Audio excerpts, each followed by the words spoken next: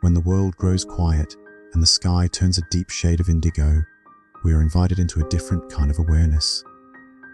Nighttime offers a gateway, a soft threshold between the busy rhythms of our days and the more delicate music of stillness. In the darkness, distractions fall away, and something ancient, something essential begins to rise to the surface of our experience. You may find yourself drawn to the hush, to the gentle embrace of silence as it stretches across the hours. It is here in the stillness that Zen offers its voice, not loud, not commanding, but present, steady, and true. We are so often consumed by motion, by thought, by effort. But stillness is not the absence of life. It is life unencumbered. In Zen, we do not force quietude, we notice it. We do not chase silence, we welcome it. Like watching mist rise off a still pond, our practice is simply to observe. And as the noise of the world fades into the background, we begin to hear what's always been there, the sound beneath the sound, the spacious hum of existence itself. This stillness isn't empty. It's full, rich with presence, with subtle movement, with breath. The night offers a mirror, gently reflecting our inner world without judgment or expectation. When we stop to notice, we might hear the soft creak of wood settling, the distant rustle of wind, or the faint beat of our own heart. These sounds are not interruptions. They are part of the great quiet. They are not separate from silence. They are the texture of it. As you listen, allow your breath to guide you, not as something to control or perfect, but as something to witness. Inhale slowly, feel the air filling your body, and then let it go, with no resistance. The breath does not need to be different than it is. It is already enough. Like the night, it asks nothing of you. It simply offers presence, time, and space. In Zen, the night is not a time to escape from life. It is a time to lean into it, to soften our grasp and open to what is real beneath all the effort. Stillness isn't a trick of isolation or indifference. It is an arrival, a gentle coming home. And even as the world continues on, buzzing quietly in the distance, we learn to meet that world from a different place, from a ground that is steadier, quieter, deeper. Perhaps you're lying in bed, the lights low, the room dim and cool. Or maybe you're simply sitting in a quiet corner, letting the evening stretch out around you. Wherever you are, let your attention settle. Let it sink. You are not required to solve or fix anything now. You are not asked to perform. This is a time of release. The night holds you, not as a burden, but as a guest. And with each moment, as your body relaxes and your mind gently unwinds, you may begin to sense the texture of stillness more clearly. It isn't blank, it's layered, it's nuanced. There is a kind of language here, unspoken but deeply felt. A communication of breath, sensation, subtle vibration. You may notice your thoughts drifting in and out, like clouds passing through a moonlit sky. That's okay, let them move. Let them fade. There's no need to follow or resist. Just notice, just return. In the space of quiet, we begin to remember who we are beyond the tasks, the roles, the endless motion. Zen does not tell you what to believe. It invites you to see directly, to feel directly what is already here. In stillness, we reclaim a kind of truth that cannot be spoken, only lived. It's not something you do. It's something you recognize. A knowing that was never lost, only hidden beneath the layers of noise and doing. And so now, as you rest in this space, you might start to notice something shifting, not dramatically, not suddenly, just subtly, like the soft dimming of a candle or the gentle unfolding of petals in the dark. This is the sound of stillness. Not a sound in the usual sense, but a resonance, a presence, a returning.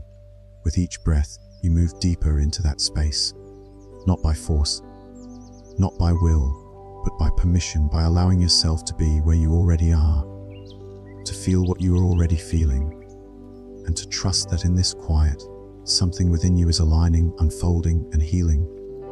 Gently, naturally, without effort, you are here, And that is enough. There is nothing to chase. No destination beyond this moment. No lesson beyond what you feel now. Just this quiet, this breath, this beautiful stillness.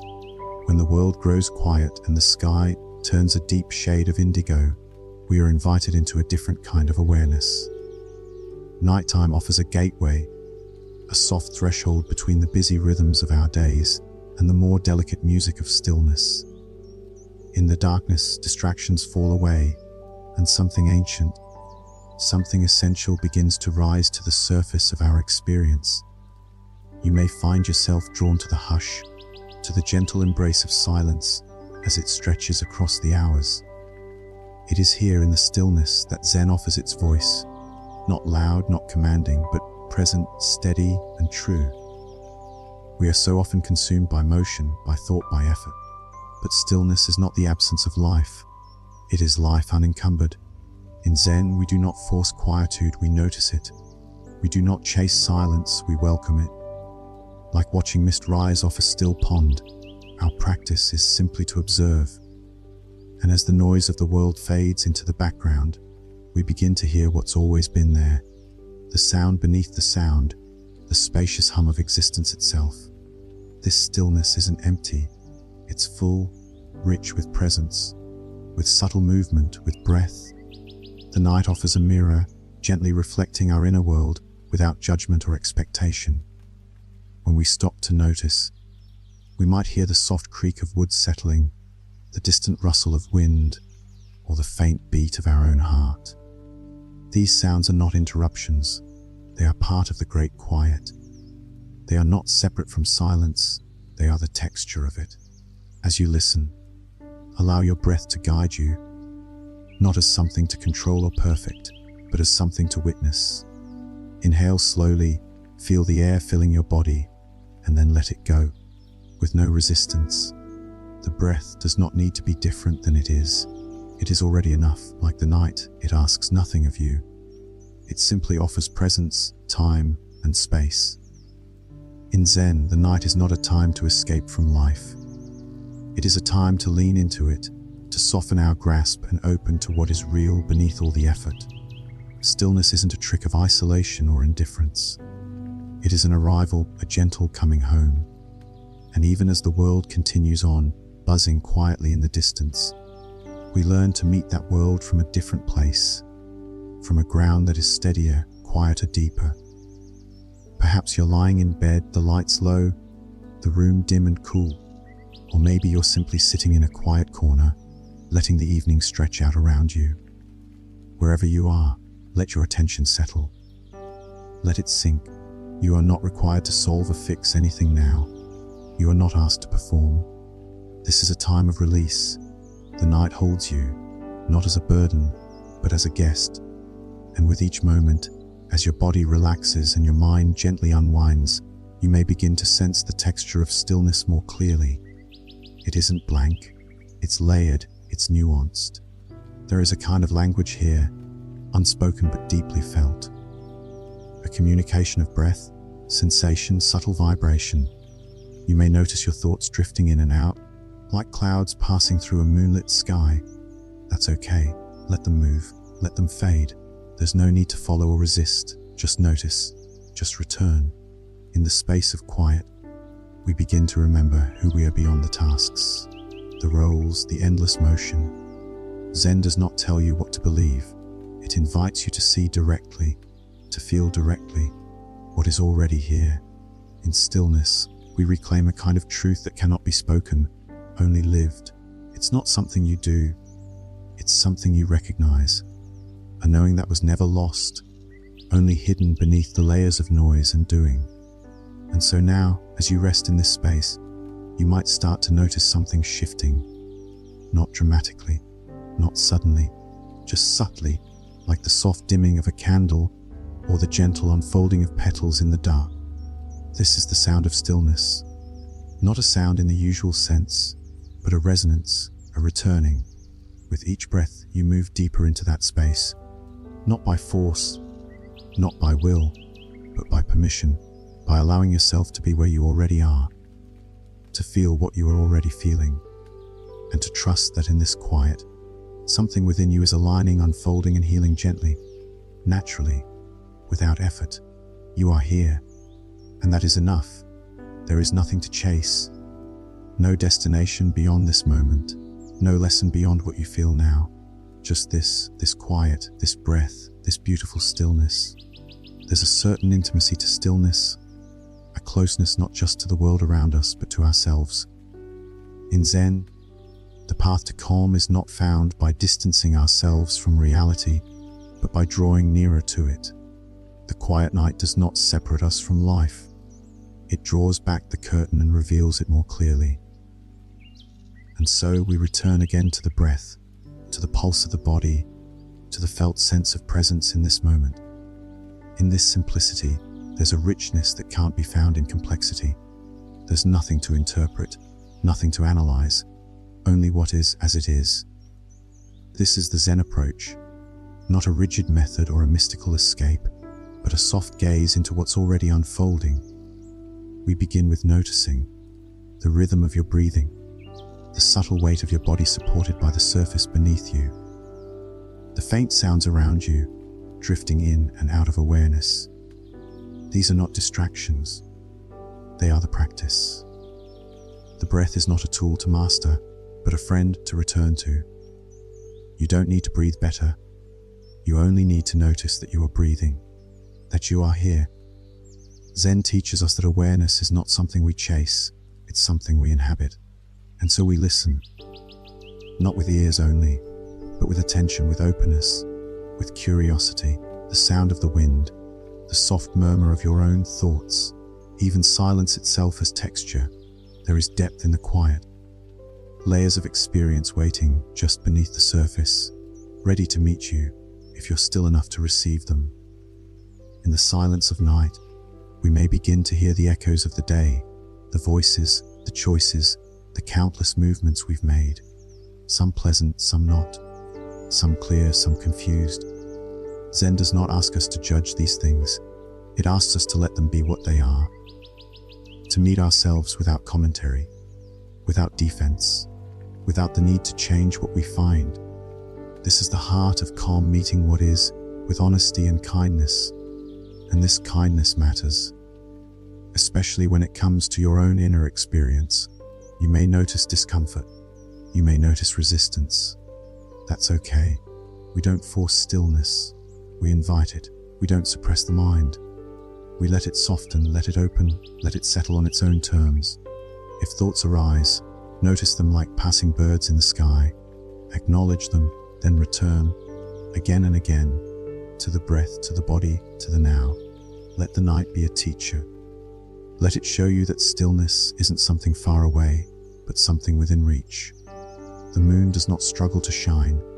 The stars do not try to be seen. In the same way, your inner stillness is not something you must build, it's something you allow. Beneath the surface of every thought, every sensation, every sound, there is a spaciousness that holds it all. Zen calls us to that space, not as escape, but as homecoming.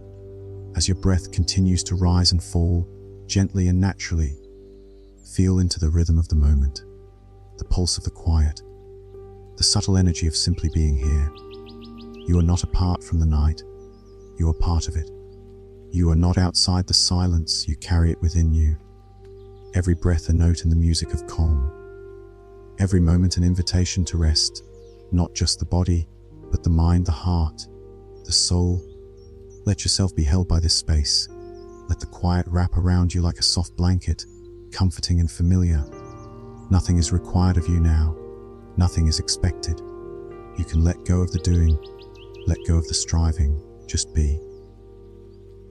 And in that being, in that gentle presence, you may find a kind of peace that doesn't need to be earned, a peace that has always been yours to return to. Breathe in, feel that calm filling you. Breathe out and let go even more deeply. There is nothing wrong with this moment. There is nothing missing. The sound of stillness surrounds you, and you are exactly where you need to be. There is a quiet intelligence within your breath, an ancient rhythm that has moved through you since the moment you were born. You don't need to direct it. You don't need to improve it. Simply noticing it brings you back. In Zen, we return again and again to the breath, not because it is dramatic, but because it is honest. It is always happening in the present. It cannot be somewhere else. And when you rest your attention on it, you also return to now. Let your body soften just a little more. You might feel your shoulders release, your jaw unclench, your hands relax. These are not small things. They are doorways, openings into deeper presence.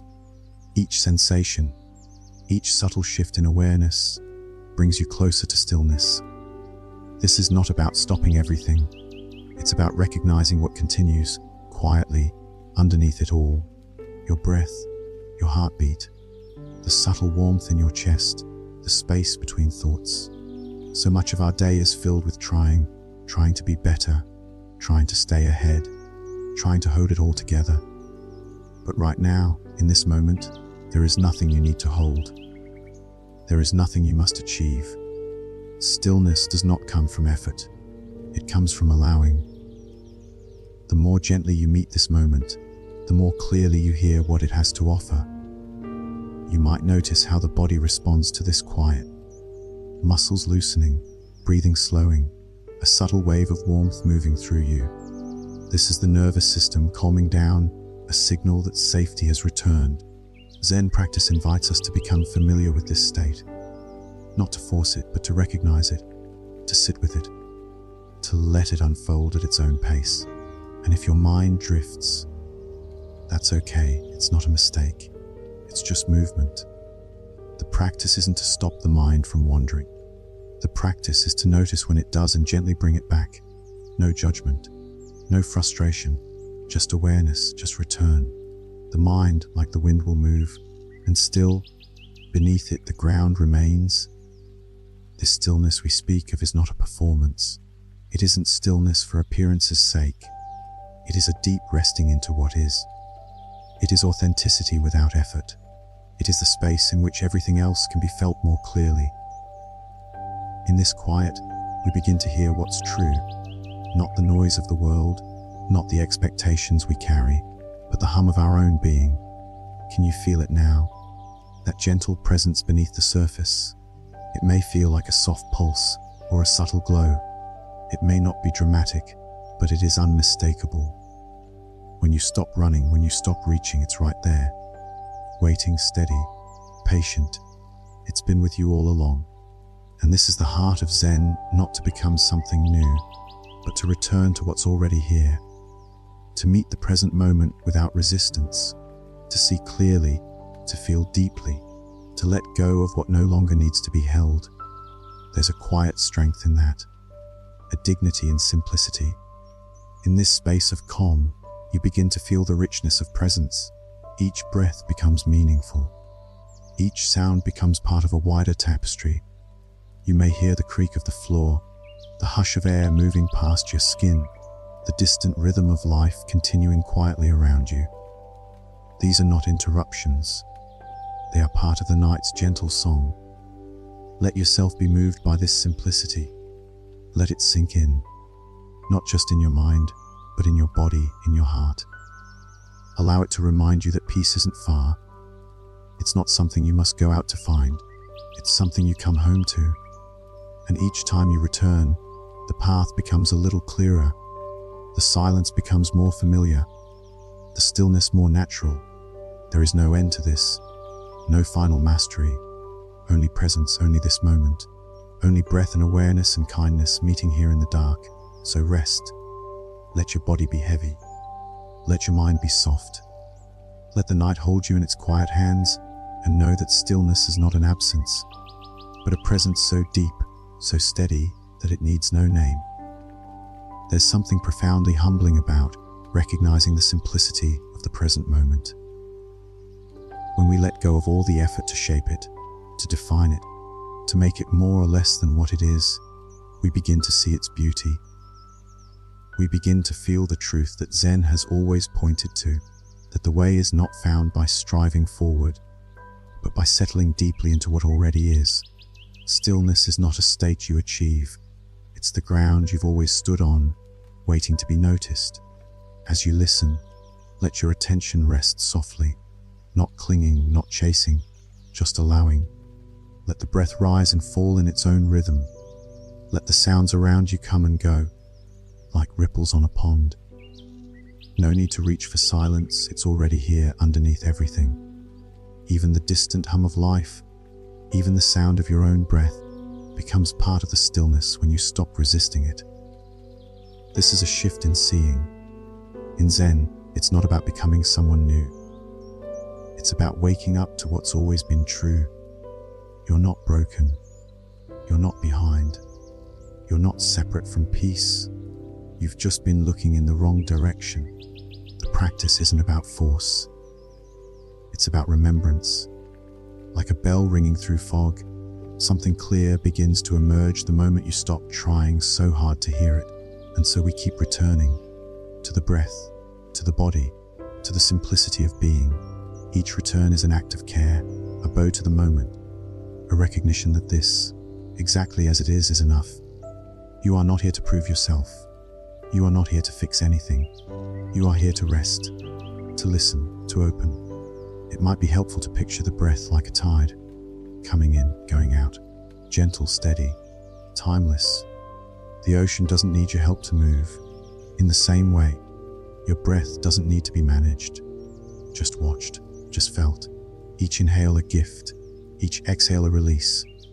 And the more you soften into that rhythm, the more your inner world begins to settle, like sediment falling to the bottom of a clear pool. Thoughts may still rise. That's natural. They are not the enemy. In Zen, we do not fight the mind. We simply stop giving it the microphone. Let the thoughts move through like clouds in a wide sky. You don't need to chase them or analyze them. Just notice, just return. There's nothing more to do. And in that returning, something opens. Not suddenly, but gently, a quiet spaciousness begins to unfold. It's as if the moment stretches out, offering you more room to breathe, more room to feel, more room simply to be. That spaciousness is part of the stillness.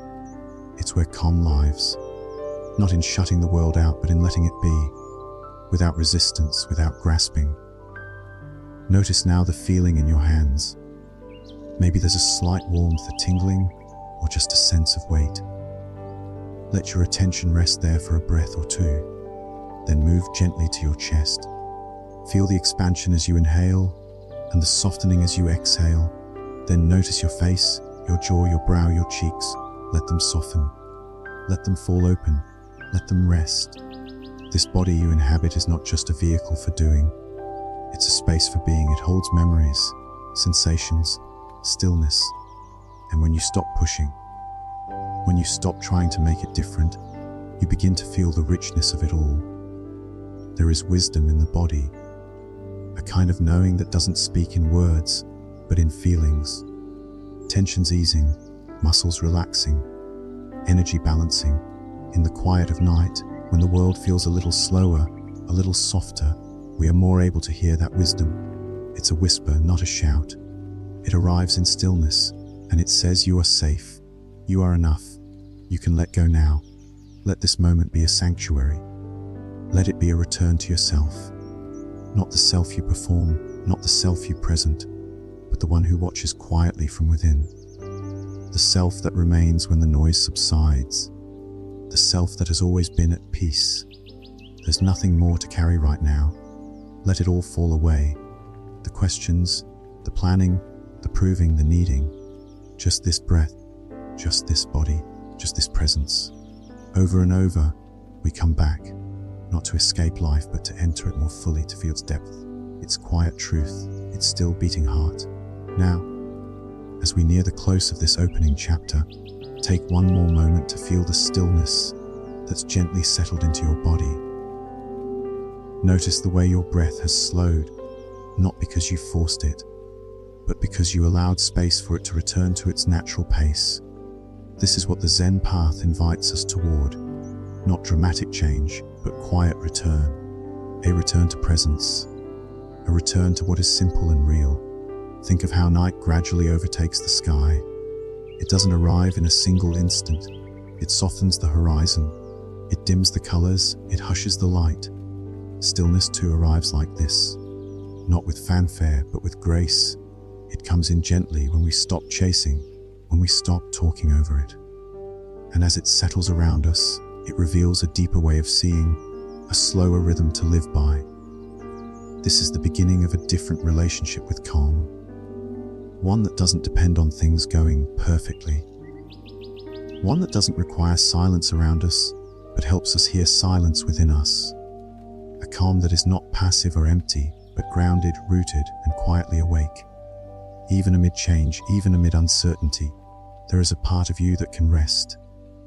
A part of you that knows how to listen, how to be still. You are learning to trust that part again, not as an idea, but as a living experience. Each breath is part of that relearning. Each gentle return to the moment strengthens the pathway back home. And it is home, not a destination to reach later, but a presence you can touch now, in this breath, in this pause, in this silence. Let this stillness carry forward with you. Let it become part of the background rhythm of your life, like a quiet bell, always ringing, just beneath the surface.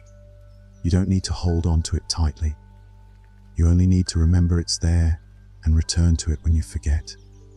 This practice is not a race. It's not about reaching some final state of peace and staying there forever. It's about learning to come back, again and again, gently, patiently, without judgment. You fall out of stillness. You return. You get lost in thought. You notice, you come home. That's the whole practice. That's the rhythm of awareness. And it's a rhythm you're already learning, not with force, but with softness, with breath, with presence. Now, as we bring this first reflection to a close, take one final deep breath in through the nose and out slowly through the mouth. Feel the weight of your body, the space around you, the silence that holds it all. Let it remind you of the truth that Zen always whispers, that this moment, just as it is enough. The sound of stillness has begun to unfold, and it will continue to guide you, gently and steadily, deeper into calm. Let that sound stay with you now, like a companion through the night. The roots of Zen stretch far beyond the reach of modern calendars, whispering from the quiet hills of China and the monastic mountains of Japan. It didn't begin as a method or philosophy in the way we might think of those things today. It emerged from experience, from direct seeing.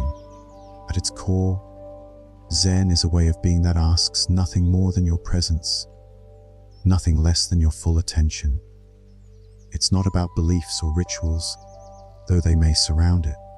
It's about coming face to face with life itself, uncloaked, moment by moment. Zen traces its spiritual ancestry to the Buddha, passed down not in texts alone, but in the living breath of teachers and students. Bodhidharma, a wandering monk from India, is said to have brought this practice to China in the 5th or 6th century, planting the seeds that would later flower into what we now call Zen. But even that story is less about the historical facts and more about a feeling, a continuity of attention, of transmission from heart to heart. In its Chinese form, known as Chan, this path was shaped by a blend of Buddhist teachings and the deep-rooted sensibility of Taoism. You can hear Taoist echoes in the way Zen embraces nature, how it honors the formless, how it finds truth in the ordinary. When Zen moved to Japan, it continued to evolve, taking on new shapes, new aesthetics, but never losing its essence. Direct experience, unfiltered by doctrine. Zen does not ask for blind faith. It asks for your eyes to open. It says, don't look through a window, step outside. Don't study the map, walk the path. And the path is not somewhere else. It's here, in this moment, in this breath, in the way you place a teacup on the table, in the sound of wind brushing against your window at night, in how you listen, in how you pause. This emphasis on direct experience is one of the most defining qualities of Zen. Where other traditions may offer layers of interpretation, Zen points past words, past concepts. You may have heard the phrase, a finger pointing at the moon. The finger is not the moon. The teachings are not the truth. They are only a gesture toward it. Your task is to look, to see for yourself. It can sound almost too simple, but in practice, it's challenging because it asks for total honesty. No pretending, no hiding behind stories or identities. Zen invites you to sit in silence and face whatever arises. Not to fix it, not to avoid it, but to see it clearly. That clarity is the heart of wisdom, and from it, peace begins to grow. In Zen, everything is included. There is no part of your experience that must be exiled. If you are tired, that is part of the path. If you are restless, or sad, or full of joy, each feeling becomes a doorway. You don't need to change what you feel. You only need to meet it fully, with compassion, with curiosity. This is not an escape from life. It's an invitation to meet life more intimately, to drop the filters, to listen without distraction, to look without expectation. And in that simple, radical act, a kind of transformation occurs. Not dramatic, not forced, just real, just grounded. You might imagine a Zen monk in robes, walking slowly through a bamboo forest, or sweeping the floor with total attention, or sitting motionless on a meditation cushion. But these images are not about aesthetics.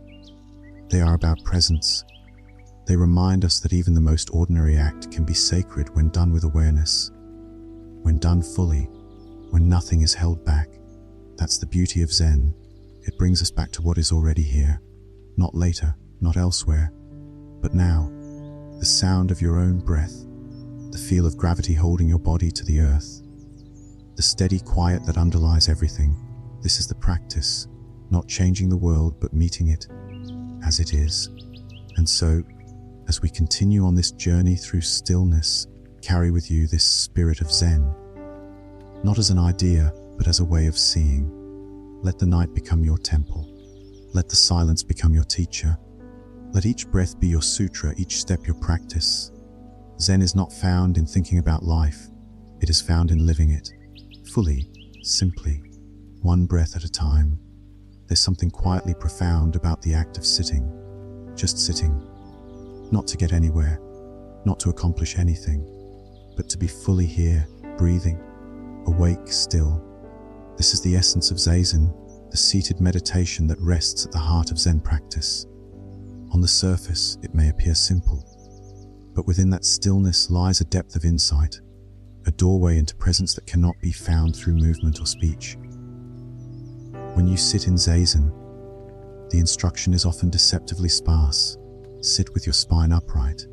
Rest your hands gently. Let your eyes fall softly toward the floor or close them altogether. Let your breath move naturally. And then just sit. That's it. No mantra, no visualization, no chasing after bliss or trying to suppress thoughts. You simply sit, fully alert. At first, the mind will likely resist. It will chatter, complain, analyze. It will want to move, to evaluate, to escape. That's normal. The mind is used to being busy. But over time, if you remain still, if you keep returning to the breath, to the body, to the simple act of sitting, something begins to shift. The noise quiets, not because you've silenced it by force, but because you've stopped feeding it with attention. You become aware of space, not just the physical space around you, but the mental space within you. Thoughts still come and go, but you don't get pulled into their current so easily. You begin to notice the gap between thoughts, the silence that lives beneath them. That silence is not empty. It is rich. It is alive. Zazen is not about achieving some altered state. It is about being intimate with reality just as it is. That means being present with discomfort too, with restlessness, with emotion. Sometimes what rises during meditation is not peaceful at all. Old memories, unresolved feelings, tensions in the body. But in Zen, we do not turn away. We stay, we breathe, we see what is true. And in that seeing, healing begins, clarity begins. A sense of groundedness takes root, not a high or a trance, but a deep settling into life. You sit long enough, and eventually, You stop waiting for the moment to be different. You stop negotiating with it. You just let it be. And that's when you meet it fully. That's when the boundaries between you and the world begin to soften. Zazen is sometimes called just sitting or shikantaza. The word means nothing extra, no effort beyond what's needed, no adornment. You sit like a mountain, still, present, silent. That stillness doesn't mean lifelessness. It means steadiness. It means being rooted, alert, alive to everything that is happening, inside and out, without preference. And from this practice of sitting, something extraordinary begins to emerge in the rest of your life. You notice more. You react less. You listen with more space inside you. The moments between things, between words, between actions, become more visible, more meaningful. You begin to carry that stillness with you, like a subtle rhythm moving beneath everything you do. You might think, how could sitting still change anything? But it does. It changes the way you meet yourself, the way you meet others, the way you breathe, speak, and walk through the world. Because when you spend time in presence, in silence, in direct relationship with the now, something essential returns to the surface. Your attention becomes whole again. Your energy gathers itself, and your mind finds, even if briefly, its original quiet. This is not about becoming passive. It's about becoming aware, deeply aware of the body, of what arises and passes without needing to cling or push. And the more you sit, the more you see how temporary everything is, how fleeting thoughts are, how changeable feelings are, how even pain and confusion move on when left alone. You sit, you breathe, you return, again and again. No need to judge, no need to measure, just the breath, just the posture, just this moment. And gradually, this sitting becomes more than practice. It becomes a way of being, not just on the cushion, but in life. Imagine now, even without sitting, that you can feel that same grounded presence. Imagine simply being with what is, your breath, your body, the sounds around you, and letting them be enough. You are not separate from this moment. You are not outside of life. You are it. This is the invitation of Zazen. To sit, to stay, and to see with clear eyes and an open heart. No drama, no striving, just presence, just this, just now. There's a phrase in Zen that points to the very core of the practice, mushin, or no mind. At first, this can sound puzzling. How can one live without a mind? But mushin isn't about having no thoughts. It's about freedom from being tangled in them. It's about living without the clutter, without the grasping, without the constant commentary that pulls us away from the direct experience of life. Mushin is the clear mind, the unclouded mind, the mind like a still pool of water. When the surface is calm, you can see the reflection of the sky. You can see the depth. But when it's stirred up by thought after thought, reaction after reaction, the image becomes distorted. In Zen, the goal isn't to eliminate thought. It's to see thought clearly, to recognize it for what it is, a momentary ripple, not the whole lake. You've likely felt this state before, perhaps without naming it. When you're fully engaged in something, lost in the rhythm of walking, or swept up in music, or simply watching raindrops trail down a window, you're not analyzing your experience, you're just in it, aware, quietly attentive. Thought might still move in the background, but it's not in control. That's the essence of mushin. In this state, there's no need to defend or perform or plan. Action flows naturally from presence. You don't think about lifting the teacup. You just lift it. You don't script your breath. You just breathe. It's a return to simplicity, to trust in the moment, to what's sometimes called beginner's mind. A mind open and responsive, not cluttered with expectations or judgments. Of course, we spend much of our time in the opposite state, tangled in thought, swept into stories, caught in loops of reactivity. But Zen shows us that those patterns aren't permanent. They're habits. And like all habits, they can shift. Not through suppression or force, but through awareness. Mushin arises when we stop clinging to every thought that appears. When we allow thoughts to pass like clouds across a vast sky. When we no longer react to each one as if it holds ultimate truth, we see the thought. We let it go. We return, again and again. It's a process of softening. You may notice it first during quiet moments. A breath that feels more spacious. A sense of calm that wasn't there before. A moment of stillness that lingers. And in that space, you'll see things more clearly. You'll begin to hear the world with less distortion, feel life without the filter of judgment. This clarity doesn't mean becoming passive. On the contrary, action in Mushin is often more skillful, more direct. When your mind is free of noise, you respond with what's needed. Not more, not less. A Zen archer doesn't aim with tension. They release with trust. A calligrapher lets the brush move, guided by the breath and the moment, not by overthinking. Mushin is like that. You still live, still feel, still think, but you're no longer tangled. You're no longer swept up. You become more available to the moment, to others, to yourself. And this quality is especially powerful in the quiet of night. When the world dims and distractions fade, the mind can feel louder at first, but if you stay with it, stay present, stay kind, stay still, you may begin to feel something shift.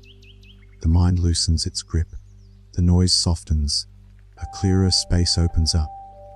That space is not empty, it's full of life, of awareness, of peace.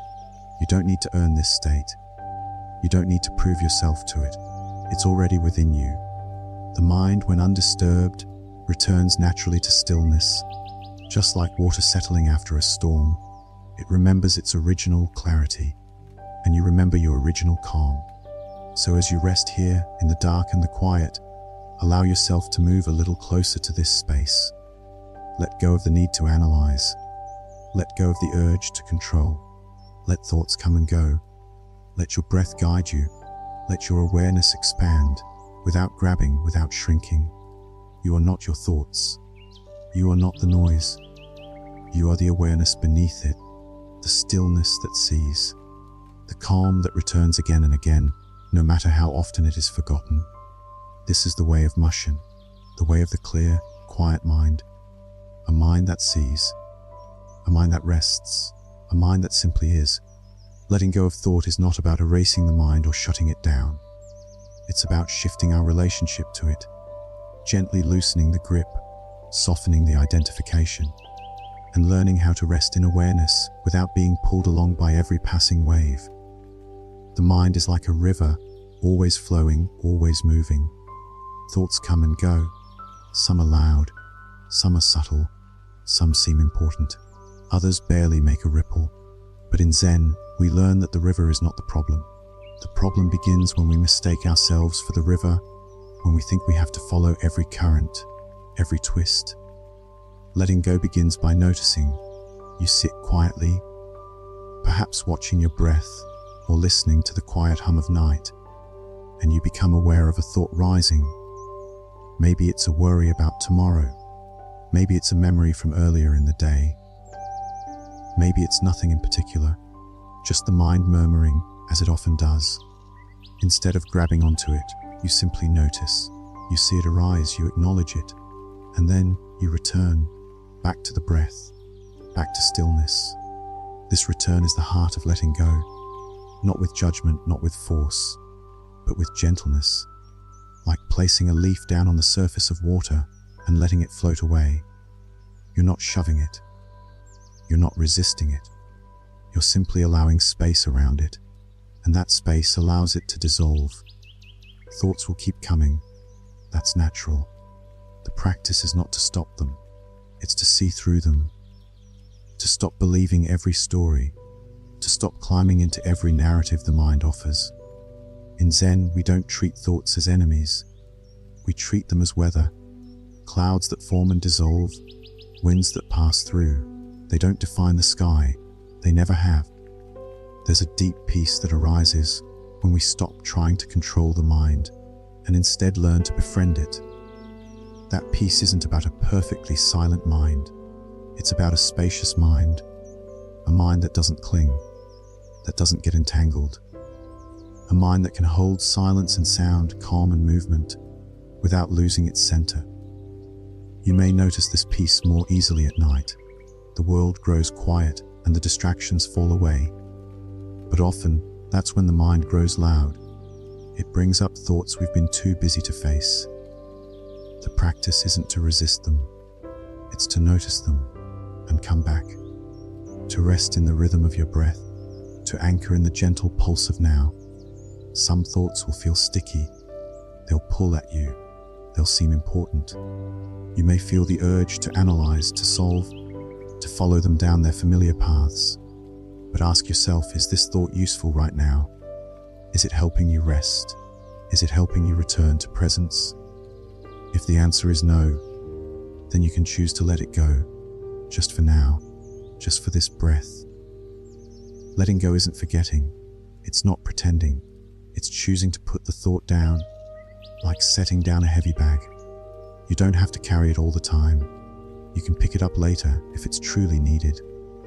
But for now you rest, you breathe, you let the weight slip away. And in that letting go, something else becomes more visible.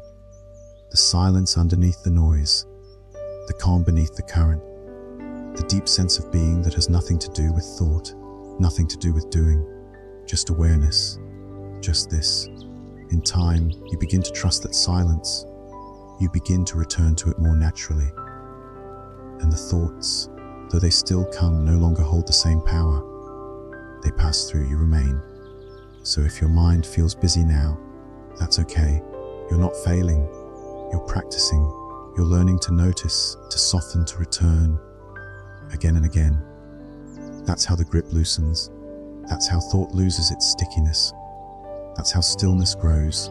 Let go not by force, but by kindness. Let go not to escape, but to come home. Let go of needing to know, needing to fix, needing to understand everything. Let yourself rest in what is here. This breath, this body, this quiet space where nothing is demanded of you. The mind will keep moving like wind through trees, but you are not the wind. You are the space the wind passes through, spacious, still, unshaken. This is the heart of Zen, presence without grasping, awareness without clinging, letting go not once but continually, not perfectly but patiently, and always with compassion. Imagine stepping outside on a quiet evening, just after the sun has disappeared beyond the horizon. The last blush of daylight fades from the sky, and something shifts, not just in the world around you, but inside you too. The light softens, the air cools, and nature begins to speak in its nighttime voice. This is the hour when stillness becomes visible, when sound carries farther but says less, when the ordinary becomes profound. In Zen, the natural world is not separate from us. It's not background scenery to a human story. It is the story. And the night, in particular, becomes a sacred text we can read if we're willing to slow down enough to listen. You don't need a temple. You don't need silence in the room. You just need presence. And when you bring that presence to the natural world, even the smallest movement becomes a teaching.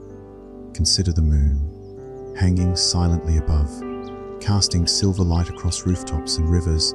It asks for nothing, explains nothing, simply reflects. In Zen, the moon is often a symbol of awareness, ever present, ever still, even when hidden behind clouds. It doesn't push through the sky, it drifts, and we're invited to do the same. Not to chase meaning, but to let it arise.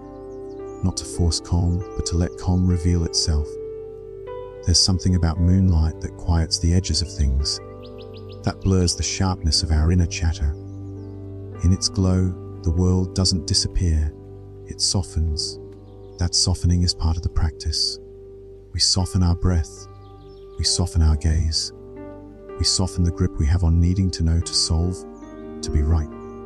In the still light of the moon, we find space to simply be. Then there are the shadows, the other half of the moon's teaching. They stretch across the ground in long, patient lines. They remind us that light always comes with shadow, and that both are necessary. Zen does not deny darkness. It does not pretend everything is pleasant or simple. Instead, it invites us to see clearly, to sit with all of it, the beauty and the sorrow, the light and the dark, as parts of one whole. When you walk outside under the night sky, even if it's just to stand on your doorstep, take a moment to really look. Feel the temperature of the air on your skin. Listen for what's moving, leaves rustling, an owl calling in the distance, or just the steady hush of wind. There's a depth to nighttime sound, a kind of intimacy, as if the world is speaking only to you. And it is, if you're quiet enough to hear. Zen masters have long pointed to nature as their teacher. Bash, the great haiku poet, wrote of frogs jumping into old ponds, of crows on bare branches, of the moonlight catching the curve of a mountain path. Not because these things were dramatic, but because they were real, immediate, unfiltered. That's what nature gives us, direct experience without commentary. When we reconnect to the natural world, especially in its quieter hours, we also reconnect to ourselves. We remember that we're not separate from the rhythm of night and day, from the breath of the wind, from the silent turning of the earth. We belong to it all, and in that belonging anxiety softens, worry eases. We come home not just to the world, but to our place in it. So tonight, or any night, take a few minutes to step into the world outside your door. Not to walk anywhere, not to get anything done. Just to be there. To stand or sit or lie beneath the sky, and remember that this too is a kind of meditation. The clouds moving slowly above you, the soil beneath your feet, the breeze brushing your face. Each element becomes part of the teaching. Each sound becomes a bell calling you back to now. No need for explanation, just presence, just attention, just breath. The moon doesn't speak, and yet its silence says everything. The trees don't move unless moved, and yet their stillness calms the heart. The wind doesn't ask permission, it simply flows, and so can you. Let yourself be part of that flow tonight. Let the world cradle you with its quiet beauty. You are not apart from nature.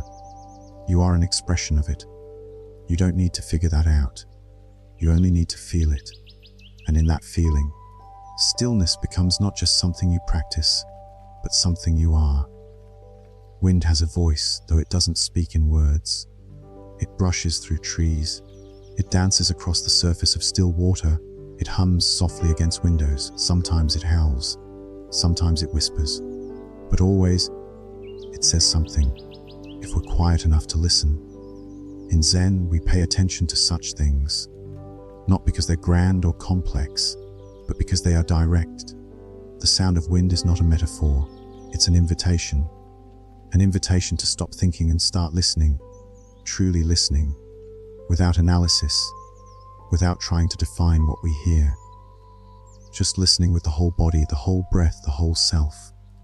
The wind asks for nothing in return. It passes through, it arrives, then goes. And yet, when we give it our attention, even just for a moment, we are changed. Not because the wind changes, but because we do. We soften, we open. We remember how to be part of the world, not just observers of it. There's a teaching in that movement. The way the wind flows without direction, without resistance. The way it adapts to what it meets. A tree, a wall, a mountain. It doesn't stop, it moves around, over, through. That's how Zen invites us to meet life. Not with force, not with resistance, but with responsiveness, with flow. And there's something deeply calming about the sound of wind at night. When everything else is still, it becomes more than background. It's like a lullaby, the gentle rhythm of movement, the soft murmur of something larger than us moving gently through space. It reminds us that life doesn't stop, even when we rest. It continues gracefully, quietly. The wind also teaches impermanence. It never stays. You can't hold it. You can't store it. You can only feel it as it passes. And in that, there's something liberating. So much of our struggle comes from trying to hold on, to moments, to feelings, to control. But the wind shows us the beauty of passing things, of movement, of change that doesn't threaten but renews. When you hear the wind tonight, maybe outside your window, maybe in the rustling of trees, maybe only in your memory, let it guide you inward. Let it be a gentle teacher. Feel its rhythm mirrored in your breath, in the rise and fall of your chest, in the quiet shifts within your thoughts. Let it show you how to let go, how to come and go freely. Zen often speaks of sound not as a distraction, but as a doorway. The bell, the gong, the rustle of leaves, these are all invitations to return. The wind is like that. It calls you back, not loudly but persistently. Back to the present, back to the body, back to the sensation of being alive right now. You don't have to do anything with it. You don't need to make sense of it. You just let it move through you. Let it touch something quiet inside, a memory, a feeling, or just silence. Sometimes, we imagine calm must come from stillness alone. But movement can be calming too when we stop resisting it. The movement of breath, the movement of wind, the movement of life. The more we listen to these rhythms, the more we fall into sync with them. And in that synchrony, we find peace. If your thoughts are noisy tonight, let the sound of the wind carry them. Let it lift them gently, like leaves on the breeze. You don't need to sort through everything. You don't need to resolve every worry before resting. The wind doesn't cling, neither must you. Allow yourself to be like a reed in the breeze, bending, flexible, unbroken. There is wisdom in yielding, in letting things pass through, in being shaped by what moves you, but not destroyed by it. And in the moments between gusts, notice what remains. The quiet, the still center within all that movement. The place where your awareness rests, that's the space Zen points to again and again. That silent, open space behind experience, always present, always waiting. The wind will pass, the night will deepen, and you breathing, listening, feeling remain. Not as someone separate from the world, but as part of its rhythm, part of its voice. The wind speaks not just to you, but through you. In every sigh, every pause, every breath. So let go. Let the wind do its work. Let it clear what no longer needs to stay. Let it remind you how to move, how to listen, how to return. Not to something outside, but to something within. There's something profoundly meditative about the sound of water. Whether it's the steady trickle of a stream, the rhythmic lap of waves against the shore, or the soft patter of rain on a rooftop, water carries with it a deep, ancient rhythm. It doesn't hurry, it doesn't resist. It flows, always downward, always seeking stillness. And when we listen, truly listen, we begin to flow with it. In Zen, water is a common image, not just for its grace, but for its humility. It doesn't try to shape the world with force. It wears down rock not by struggle, but by consistency. Drop by drop, moment by moment. And in the same way, we too learn that transformation doesn't come all at once. It arrives in small shifts, quiet openings, a single breath followed by another. When you allow yourself to be with the sound of water, even in imagination, something softens. You feel the tension begin to melt, the noise in your thoughts start to drift. Water invites you to listen without judgment. It doesn't demand your attention, it offers it. It arrives without explanation and asks only that you be present to its music. Consider the rain, each droplet unique, yet together they create a rhythm that feels eternal. Rain knows how to rest into gravity, how to fall without fear. And we too, in our practice, are learning to surrender like that, to drop the weight of resistance, to fall gently into the present, not as a collapse, but as a yielding, a release. There's no need to fix anything in this moment. The water doesn't fix the stone, it simply meets it, softly, repeatedly. In Zen, we often return to the idea of meeting life just as it is again and again. No need to force, no need to control, just this meeting, this presence, this listening. Waves are another teacher. They rise, they fall. Not one stays, not one is permanent. And yet, taken together, they form a rhythm, just like your breath, just like your thoughts, just like your emotions. Nothing stays and nothing is lost. There's no need to fear the movement. It's part of the cycle. When you sit by water, or even when you imagine it in the dark quiet of your room, notice how the sound reaches you, how it doesn't rush, how it doesn't need to be louder than anything else. It simply fills the space, patiently, gently, like a kind presence you can trust. And trust is part of the teaching here. Water trusts the path it flows. It doesn't ask where it's going. It doesn't second guess the curve of the land. It moves with what is. That's the invitation, not to control your way to calm, but to flow with what's here. To trust that this breath is enough, that this moment, even in its stillness, is moving in the right direction. When thoughts arise, imagine them as leaves floating on the surface of a stream. Watch them drift. Let them go. You don't need to push them away. You don't need to analyze. Just return to the flow. Just let the sound guide you back to the present. Sometimes water moves with great force, a river carving through stone. But even that power is shaped by surrender, by following, not by forcing. In your own life, you may find moments of strong emotion, of deep movement. Can you meet those moments with the same fluid presence? Can you let yourself be reshaped without fear? The sound of water also reminds us of rhythm, of cycles, of the way things come and go. High tide, low tide, storm and stillness, nothing lasts, and that is not a tragedy, it is the dance, the changing flow of experience. You are not meant to hold it all. You are meant to feel it, then release. So tonight, as you rest, let the sound of water, real or imagined, guide you. Let it wash over you. Let it carry away the dust of thought, the weight of expectation, the noise of the day. You don't need to do anything. You don't need to become anything. You just listen. You just breathe. You just float. And in that floating, you may begin to feel something deeper, a stillness beneath the movement, a quiet under the current. That stillness is your center, always there, always waiting. Like the calm beneath the waves, it holds everything and asks for nothing. Let yourself be held by that stillness now. Let the rhythm of water and breath carry you home to yourself. There is no destination, only this moment, only this gentle sound, only the flow. In every moment of stillness, there is more than meets the ear, more than what we hear on the surface. There are the sounds themselves, yes, the sigh of wind, the rhythm of breath, the quiet murmur of distant life. But there is also the space between those sounds, the pauses, the silence, the in-between. In Zen, this space is not empty. It is presence itself. The pause is not a gap to be filled.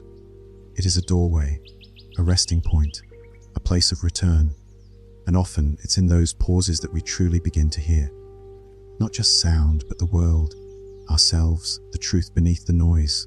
We live in a culture that fills space quickly. Music plays over silence.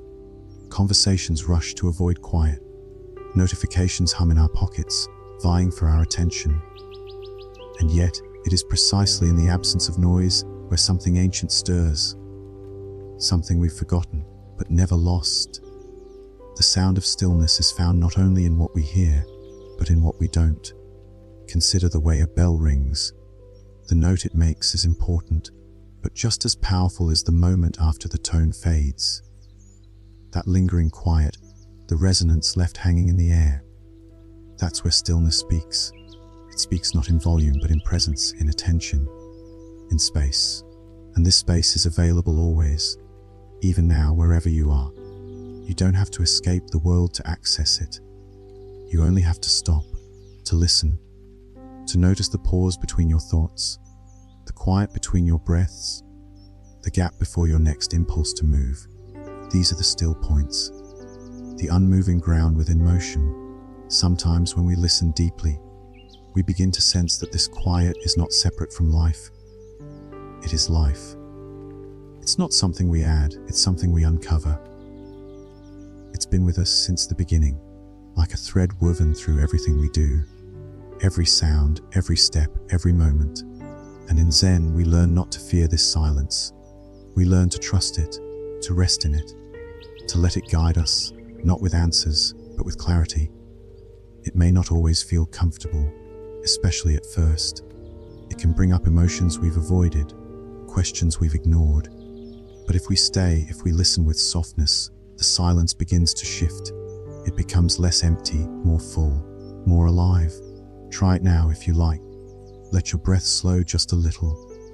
And in the space between inhale and exhale, just listen. No need to reach for something. No need to label. Just be there in that space. It may feel brief.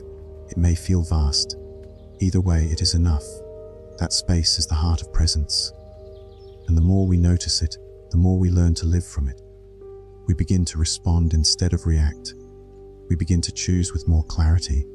We begin to feel that not every moment needs to be filled. That stillness itself is complete. You might find over time that the pauses begin to stretch, that you need less noise to feel whole, that you feel more nourished by quiet than you once thought possible. And in those longer pauses, something begins to deepen. Your breath, your awareness, your connection to the world. This doesn't mean withdrawing. It doesn't mean silence in a rigid sense.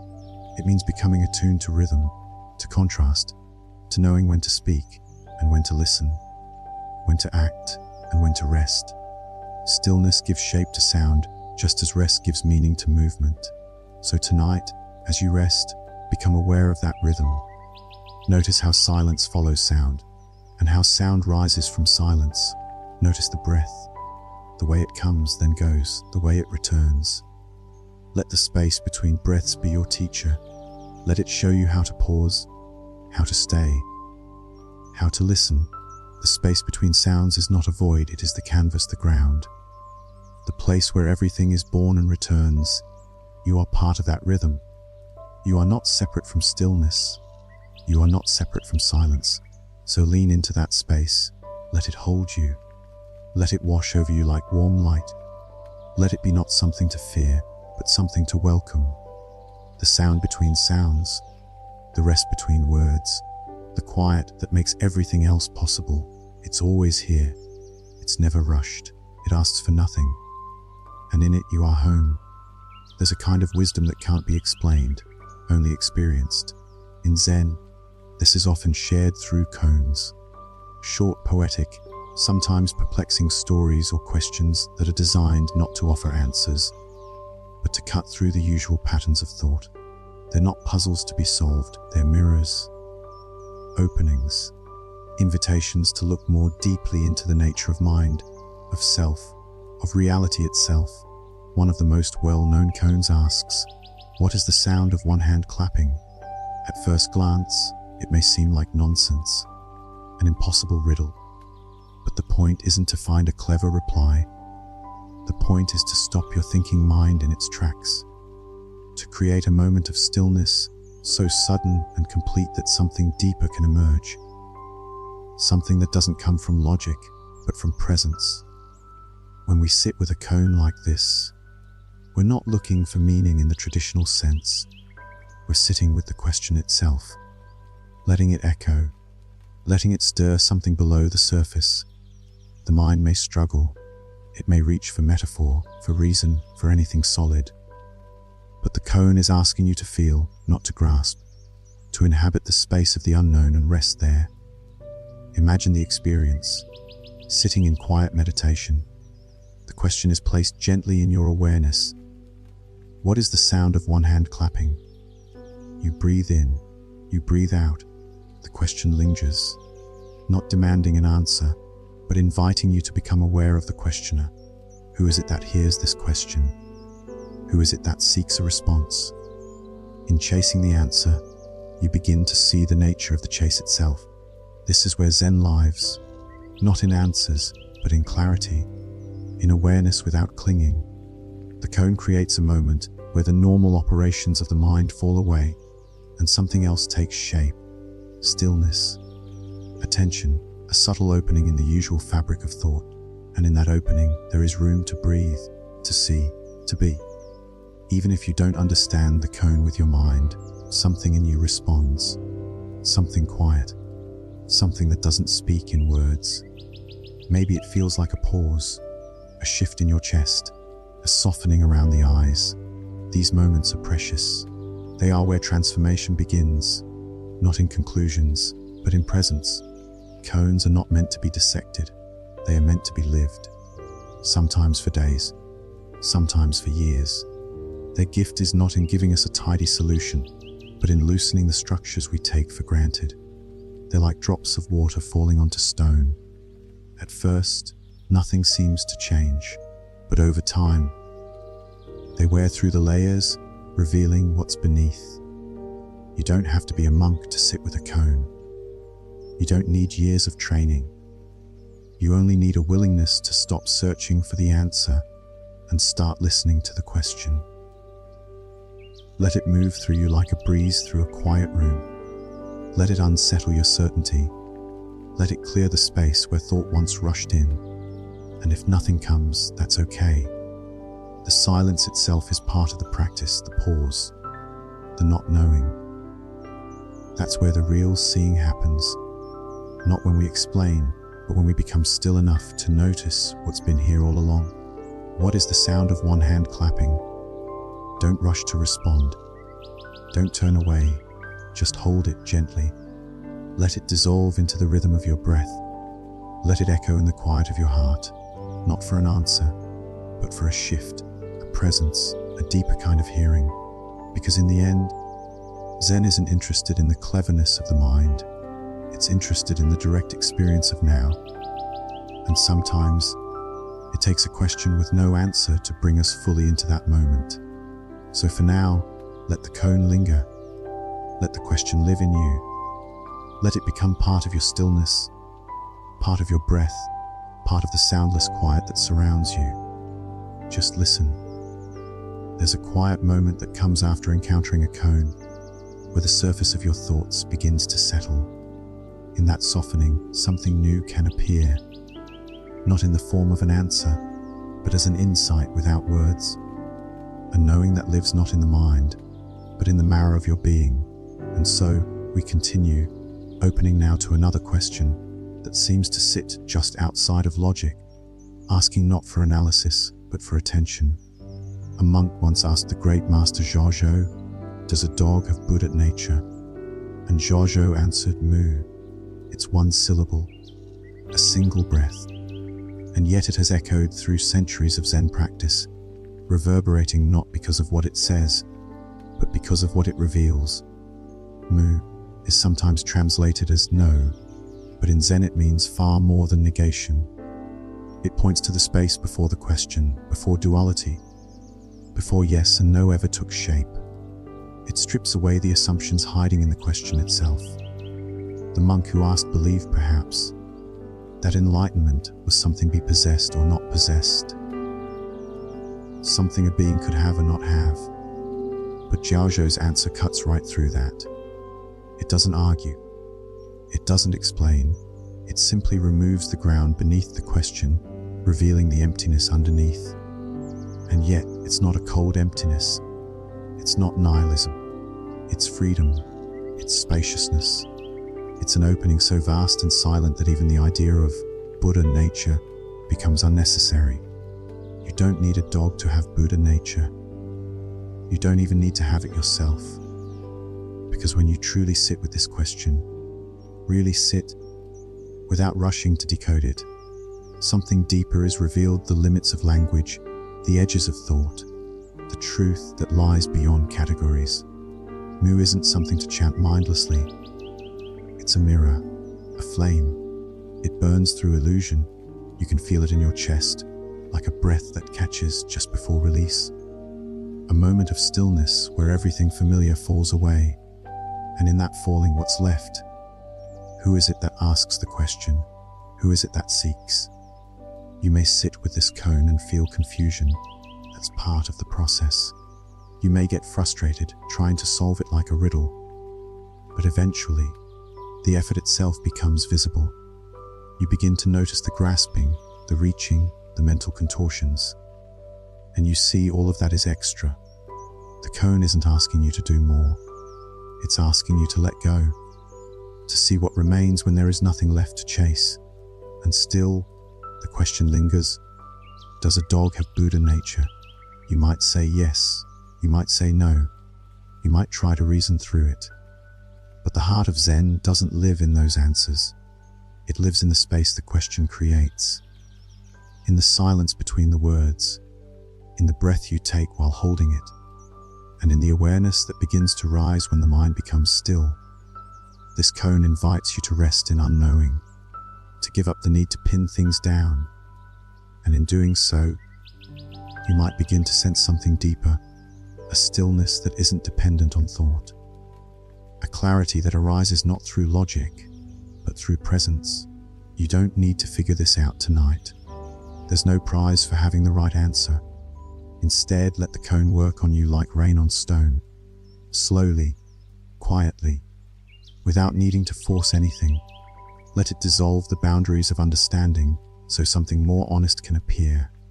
Not a conclusion, not a definition, just this breath, this moment, this subtle awareness behind everything. Not no, not yes, just the sound of emptiness speaking. The sound of form dissolving. The sound of you sitting in the dark, listening with your whole body to what has no shape, no name, no end. Let that be enough. Let it carry you deeper into the stillness, where no answer is needed, and every question becomes a doorway. Sometimes, a question arrives not to be answered, but to unravel the very need for an answer. The cone, when you can do nothing, what can you do, is exactly this kind of question. It appears simple, almost playful, but sit with it long enough, and you'll feel the stillness beneath the words, the sharpness of its mirror. It isn't asking for strategy. It's pointing to the moment where effort falls away, where action is no longer possible, and where presence begins. In Zen, we often encounter moments that stop us, not in panic, not in despair, but in stillness, when plans fall apart, when words no longer help, when your cleverness has reached its limit, and there you are, with nothing to lean on, no way forward, no way back. That is the moment this cone speaks to, the moment when nothing can be done, and yet something somehow remains. When you can do nothing, what can you do? The question is not about helplessness. It's about the possibility within pause, about the subtle transformation that occurs when you no longer try to control. When you finally set down the burden of doing, fixing, pushing, in that moment, a new kind of awareness can arise, one that doesn't depend on effort, but on presence, one that meets reality as it is. Maybe you've had a moment like this, sitting in the quiet after difficult news, standing in the middle of the night, unsure of what comes next. In that stillness, something begins to shift, not outwardly, but inwardly, a clarity that has no words, a feeling that even without action, there is a kind of knowing, a kind of truth. Zen teaches us that doing nothing isn't the same as avoidance. It's a way of listening more deeply, of becoming quiet enough to feel what's underneath the surface. Often, we try to solve our discomfort too quickly. We look for answers, for actions, for distractions. But when we do nothing, not out of apathy, but from full awareness, we begin to see that the moment is already enough. The mind may resist. It may scramble for something to fix, something to hold. But in the practice of letting go, even for a breath, we discover something else. We discover that stillness is not a lack. It is not absence. It is richness, depth, a place where something essential returns. This cone invites you into that space. It doesn't tell you what to do. It asks you to feel what arises when doing falls away, what happens when the effort stops, when there's no answer to give, no plan to follow. That's where your real practice begins. Not in action, but in stillness. Not in controlling, but in allowing. You can imagine it like standing at the edge of a lake just before dawn. The water is still. The world is quiet. There's nothing you can do to make the sun rise faster, nothing you can do to rush the unfolding.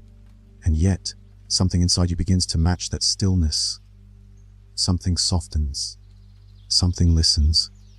That's the kind of doing the koan points toward. The kind that comes from being fully here, with nothing added. It's not always comfortable, but it's honest. And in its honesty, it brings peace. Not by solving anything, but by showing you that peace was never elsewhere. That it lives in the very heart of the moment, exactly as it is. So, when you can do nothing, what can you do? You can breathe. You can feel the ground beneath you. You can be present to the fullness of not knowing. You can let the silence speak. Let your heart settle. Let the question echo, not as a puzzle to be figured out, but as a bell calling you back to now. And perhaps, in time, you'll come to see that nothing isn't empty at all, that it holds within it the whole sky, the breath, the heartbeat, the stillness that makes space for everything to be. So don't be afraid of that pause. Let it open. Let it hold you. Let it remind you that sometimes the deepest kind of doing is not doing at all. There's a koan that asks, what was your original face before your parents were born? At first, it stops you in your tracks. Not just because it's unanswerable in any conventional way, but because it reaches beyond memory, beyond identity, beyond even language.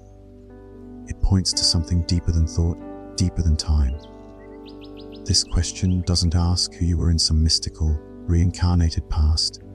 It's not about tracing a lineage or imagining another life. It's about discovering the part of you that has always been here. The part untouched by labels, untouched by history. Before names, before roles, before story. What remains? Sit with that for a moment.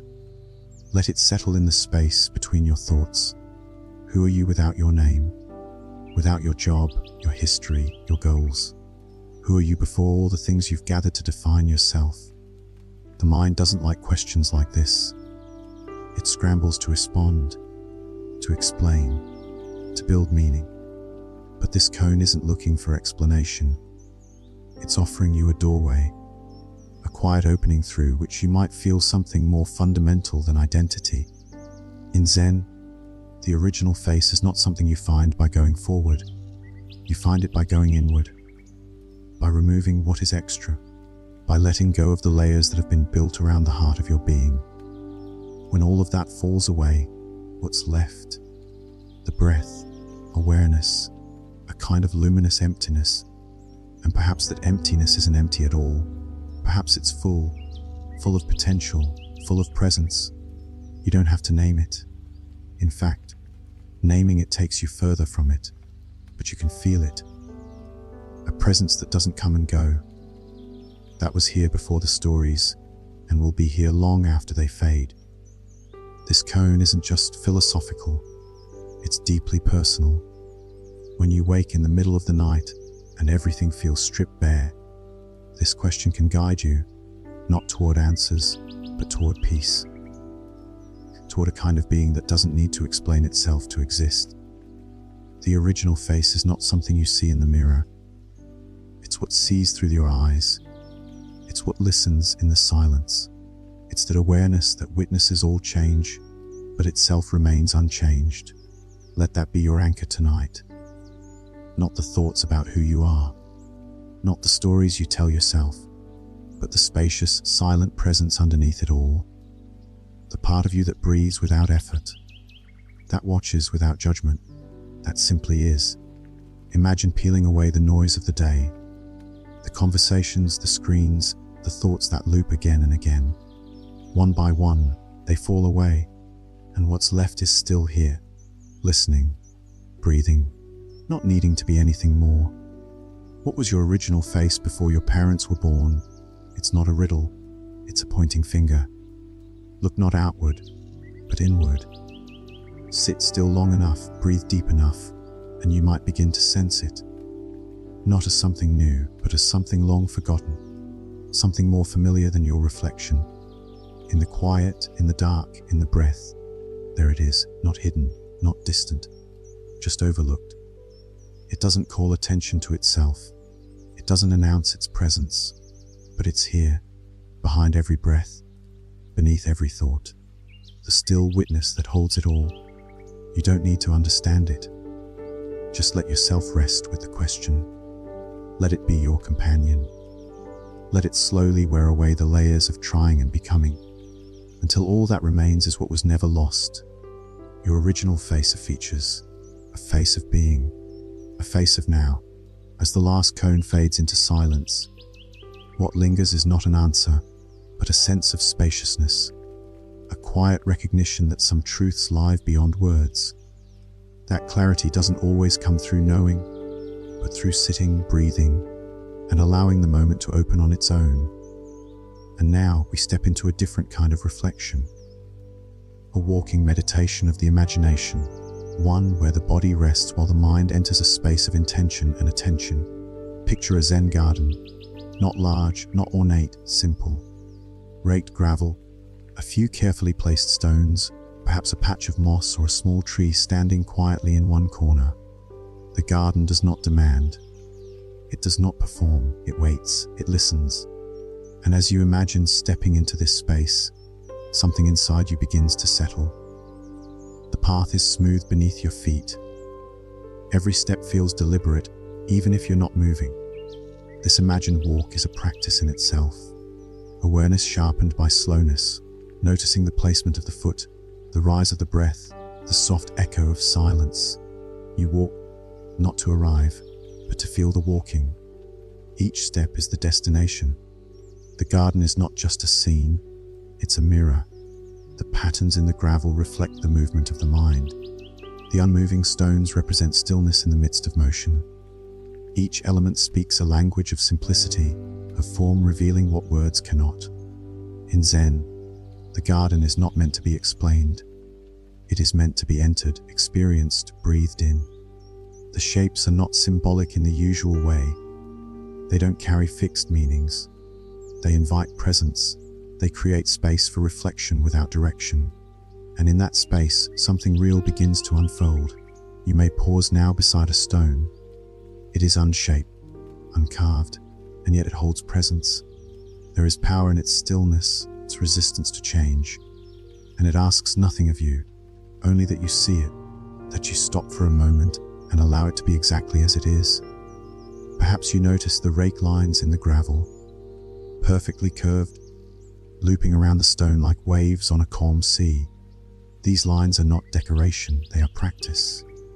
Each stroke made with care, with full attention, a meditation in motion, a way to quiet the mind through the body. And even now, in stillness, you can feel the rhythm of that movement, the way intention shapes presence. The garden doesn't distract, it clears. It offers the gift of emptiness, not as a void, but as a spaciousness where new awareness can bloom. In this place, your thoughts don't need to disappear. They simply soften, like footsteps fading on sand. You may sit now on a low wooden bench, the grain of the wood smooth beneath your hands. There is no sound but the breath, the wind in leaves, the distant call of a bird. And in this silence, you are not alone. The world sits with you. The garden becomes part of your breath. The stillness of the stones reflects your own stillness back to you. This moment right here is what the Zen garden was made for. Not to be admired, but to be entered. To become one with the simplicity it offers. To remember that quiet is not absence. That attention is not effort. That peace lives in the noticing. You don't need to carry anything into this space. Not your plans, not your worries, not even your sense of self. The garden holds you without condition. It doesn't ask you to be different. It invites you to be fully here. Let your breath match the pace of the walk you imagine. Let each inhale be a step, each exhale a pause. The body doesn't move, but the awareness flows, gently, quietly, like water around stone. There's no final corner to turn, no gate to exit. The garden continues in every breath you take, in every moment you meet with stillness. And when you're ready to leave, you don't really leave. You carry it with you. Its calm, its form, its emptiness that somehow feels so full. This is the gift of walking the inner garden, a return to simplicity, a homecoming to what is. In the garden, nothing is accidental. Every placement, every shape, every grain of sand is chosen with care, but not with the intention of controlling. The purpose isn't perfection, it's presence. The act of raking, of walking, of observing is not a task to complete, but a rhythm to fall into. In this way, the Zen garden becomes a kind of moving stillness, a practice in motion. Now imagine yourself picking up the rake. It's smooth in your hands, light but grounded. You bring it to the edge of the gravel and begin to draw a line, slow and steady. The tines leave a clear path. And then another parallel, and another. You're not in a rush. You're not thinking of how it will look when it's done. You're here, with the motion, with the breath, with the feel of your body guiding the tool in silence. Each pass is like an exhale, each return like an inhale, and slowly you find yourself entering a rhythm that feels older than thought. There's a silence in this repetition, a clarity. Your mind begins to quiet, not because you told it to, but because your attention has deepened. You've given it something real to rest on. Movement without distraction, effort without stress. You may reach a stone and curve your lines around it. The stone doesn't move. It anchors the design, a symbol of something that endures even in the presence of constant change. The gravel moves, the lines shift, but the stone remains. In this way, it reminds you of your own still center, that inner presence that does not chase, does not grasp, but simply is. When the pattern is complete, you step back, but there's no judgment, no analysis, no need to decide if it's beautiful. It's not about beauty, it's about awareness. The pattern may be erased by wind or time, or the next practitioner's rake. That's not a loss. It's the very nature of the practice. Impermanent, alive, always beginning again. This is the lesson of the rake and the stone. Movement guided by presence. Stillness that remains even as things change. You can carry this with you, not just here in this imagined space, but into your life, into the way you move through your home, or speak to a loved one, or prepare a simple meal. Every action can become a pattern in the gravel. Every breath, a pass of the rake. Each pause, a step back to observe without judgment. You don't need a garden. You only need attention. You only need to let your movements be shaped by presence, not pressure. Intention, not urgency.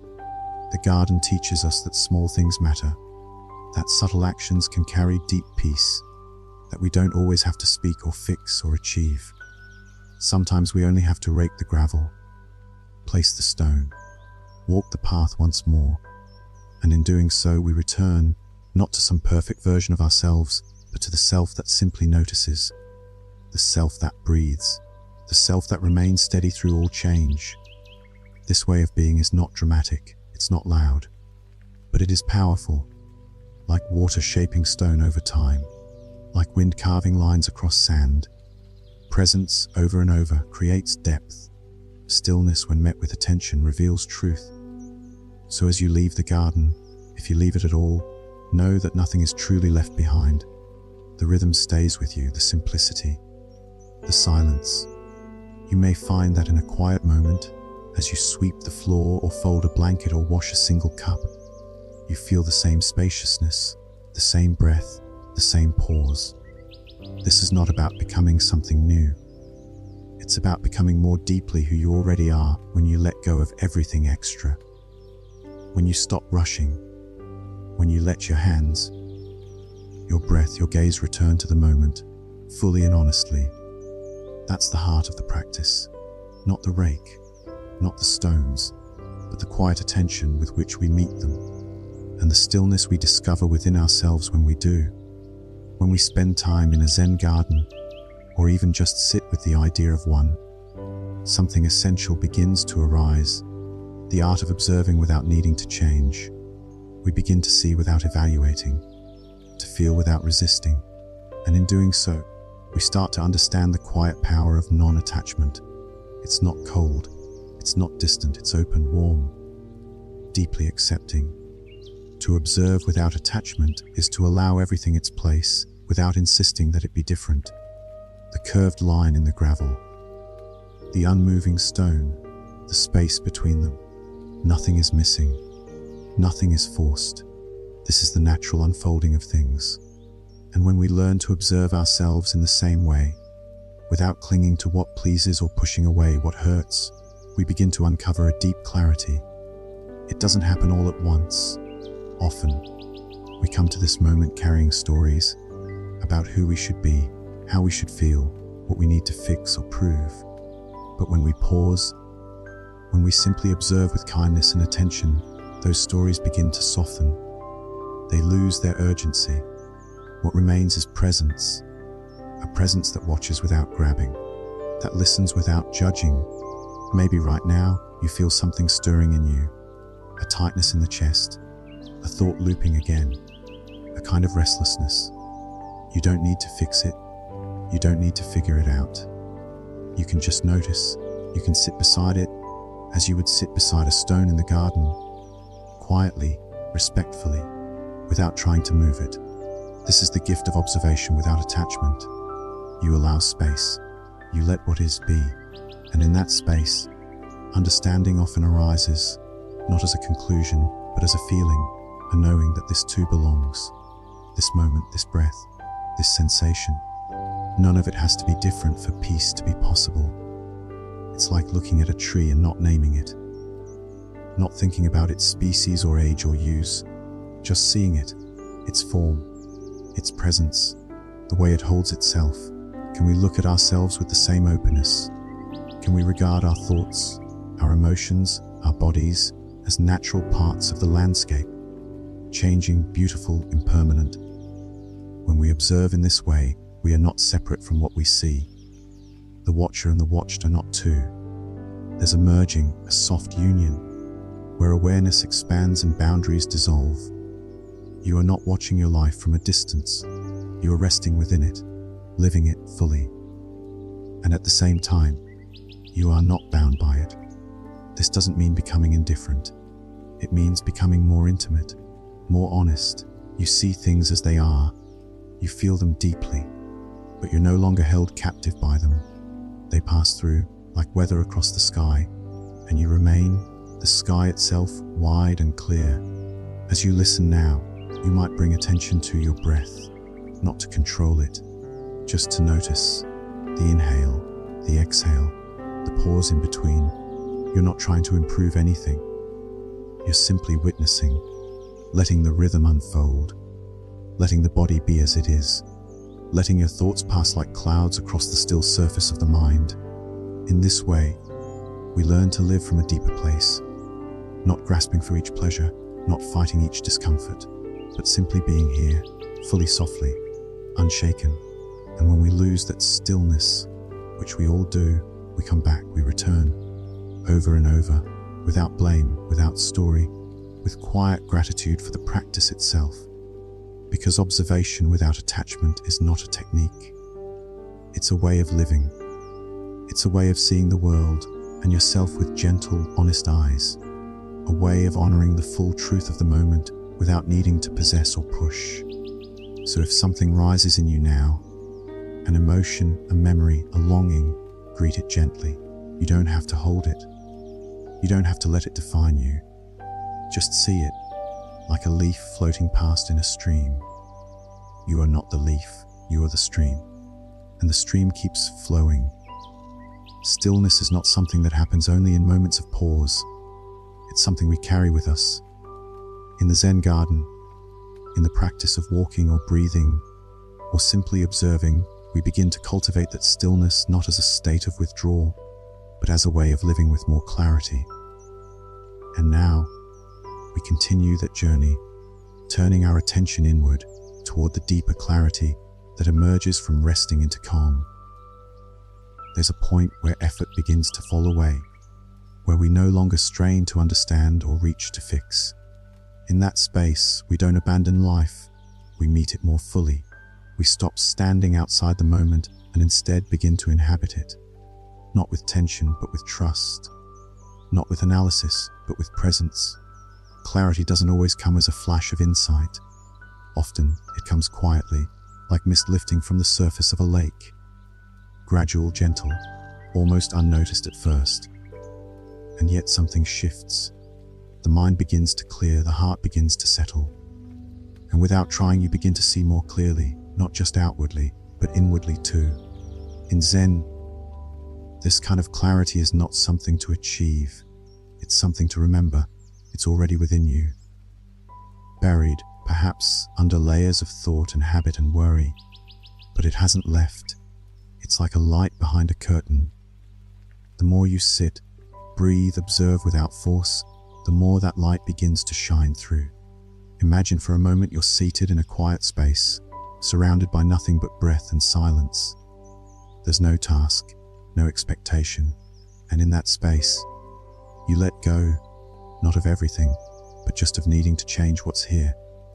Letting your body be soft, letting your breath move on its own, letting thoughts come and go without needing to follow them. You may notice that clarity isn't something you reach for. It's what arises when you stop reaching. It's what fills the space when effort dissolves. You see a thought, and instead of climbing into it, you just watch it drift. You feel tension, and instead of resisting, you breathe into it. You allow, you stay.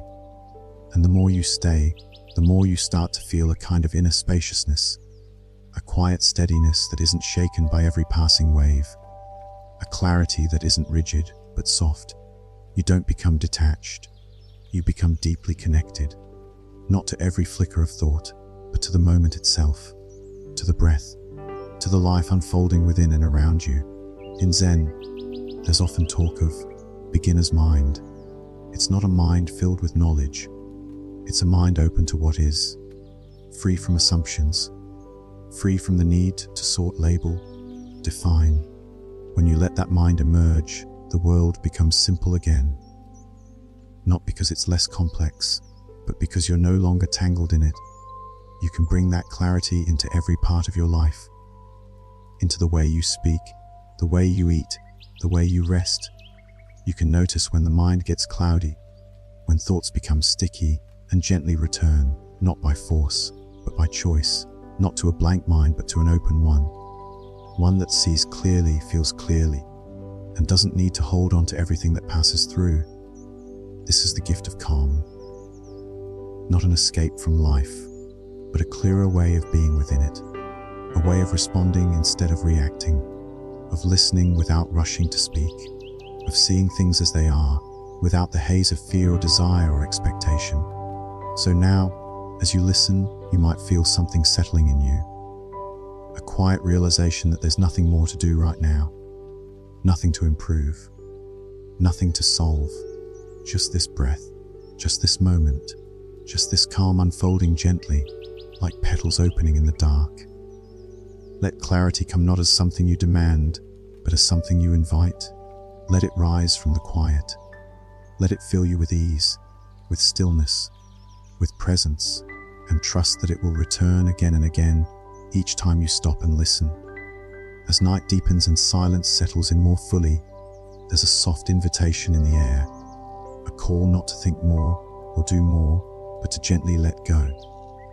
Letting go isn't an action in the usual sense. It's not about pushing things away or denying their presence. In Zen, letting go means loosening the grip, softening the hold, allowing what is here to be here, without resistance and without becoming entangled. You might notice how often the mind clings, grasping at what feels good, recoiling from what feels painful, spinning stories to make sense of discomfort. This clinging isn't wrong, it's simply a habit. And habits, when seen clearly and gently, can shift. The first step is to notice the tension. The second is to breathe. Letting go begins in the breath. You breathe in, and then, without force, you exhale. The body already knows how to release. You don't need to tell it what to do. You just follow its rhythm. And in that following, the mind begins to quiet. You may feel a sensation loosen, a thought lose its urgency, a weight you hadn't noticed before begin to lift. This kind of release is subtle. It doesn't always come with relief right away. Sometimes it feels more like a soft unwinding, like knots untying themselves one strand at a time. That's okay. Letting go isn't about getting somewhere. It's about returning, coming back to the spaciousness that's already here when the gripping stops. Perhaps there's something on your mind tonight, a lingering thought, a tension in the heart, a loop that seems unwilling to close. You don't have to force it away. You don't even have to solve it. Just bring awareness to it. Let yourself acknowledge its presence, and then see what happens when you stop resisting. When you say quietly, "I see you," and give it permission to rest. In Zen, we learn to let go not by rejection, but by allowing everything to move in its own time, letting each moment be what it is, not clinging to joy, not clinging to sorrow, just being with what's here and trusting that nothing needs to be held forever. The body teaches us this too. Muscles tighten out of habit. We brace, we hold. But when we bring awareness to those places, shoulders, jaw, belly, they begin to soften. They begin to remember what it feels like not to hold everything. You can bring your attention there now, gently. No demand, just observation. And with your next exhale, see if something releases, even a little. Letting go doesn't mean forgetting. It doesn't mean not caring. It means trusting that you don't have to carry everything all the time. That not every burden is yours to hold. That sometimes rest is the most honest response. It may help to imagine your thoughts as leaves on a stream. They come, they go. You don't need to grab them. You don't need to push them away. You just notice, breathe, and watch them drift. And maybe, just maybe, beneath all the letting go, you start to feel something else.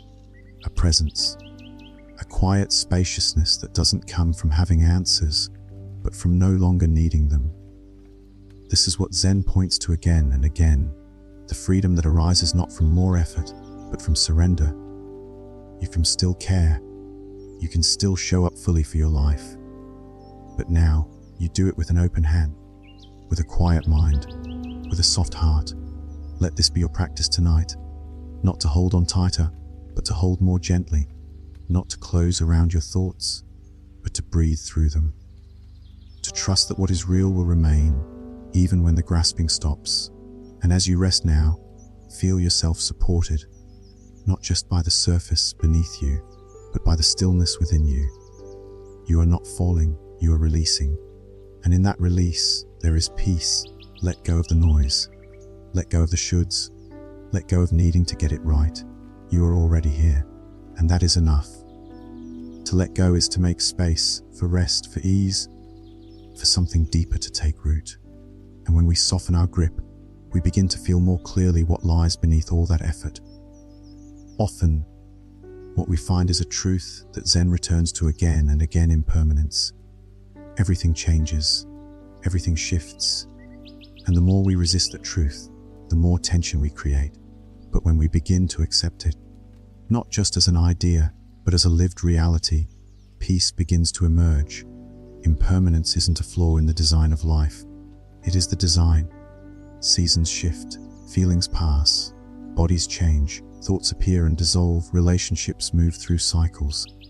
The breath comes in and then it leaves. This is not something to fear. It's something to trust. Something to live alongside with grace. You might think of a candle burning. Its light is no less beautiful because it will eventually go out. In fact, its impermanence makes it precious. Or imagine the sky at dusk. The colors change with every moment. You don't try to freeze them. You don't cling to one shade of light. You simply take it in, moment by moment, as it becomes what it is meant to become. Zen invites us to see life this way, not to hold it in place, but to meet it as it flows, to recognize that the beauty of a cherry blossom is not in its longevity, but in its brief bloom. That what moves us often does so because we know, even without saying it, that it won't last. And still, we open to it fully. This doesn't mean detachment. It means presence. It means loving without gripping, feeling without resisting, engaging with our lives from a place of deep appreciation, knowing that each moment is a one-time gift. You may find this truth most clearly in the quiet hours of the night, when the world slows, when the noise softens, when you're left not with tasks, but with feelings, some clear, some uncertain. In these moments, instead of pushing away change, let yourself sit with it. Feel the shift in your breath, the way your body relaxes a little more with each exhale, the way thoughts come and go, never quite staying still. That is impermanence in motion. That is life moving gently through you, and there is comfort in that too. Because if nothing is permanent, then no discomfort lasts forever. No sorrow remains unchanged. No moment of confusion is fixed. Everything shifts. Everything moves. And within that movement, there is always space for new light, new breath, new beginning. You might take a moment now to reflect on the breath itself. How it arises, lives briefly, and then passes away. And yet you are not afraid of its passing. You trust the next one will come. You don't need to hold the breath to feel alive. You simply allow it, and it supports you. That's how we can begin to hold our lives, with that same trust, that same gentleness, letting each experience arise and pass, not trying to keep joy from fading, not trying to prevent sorrow from appearing, just being present, just being real, just breathing.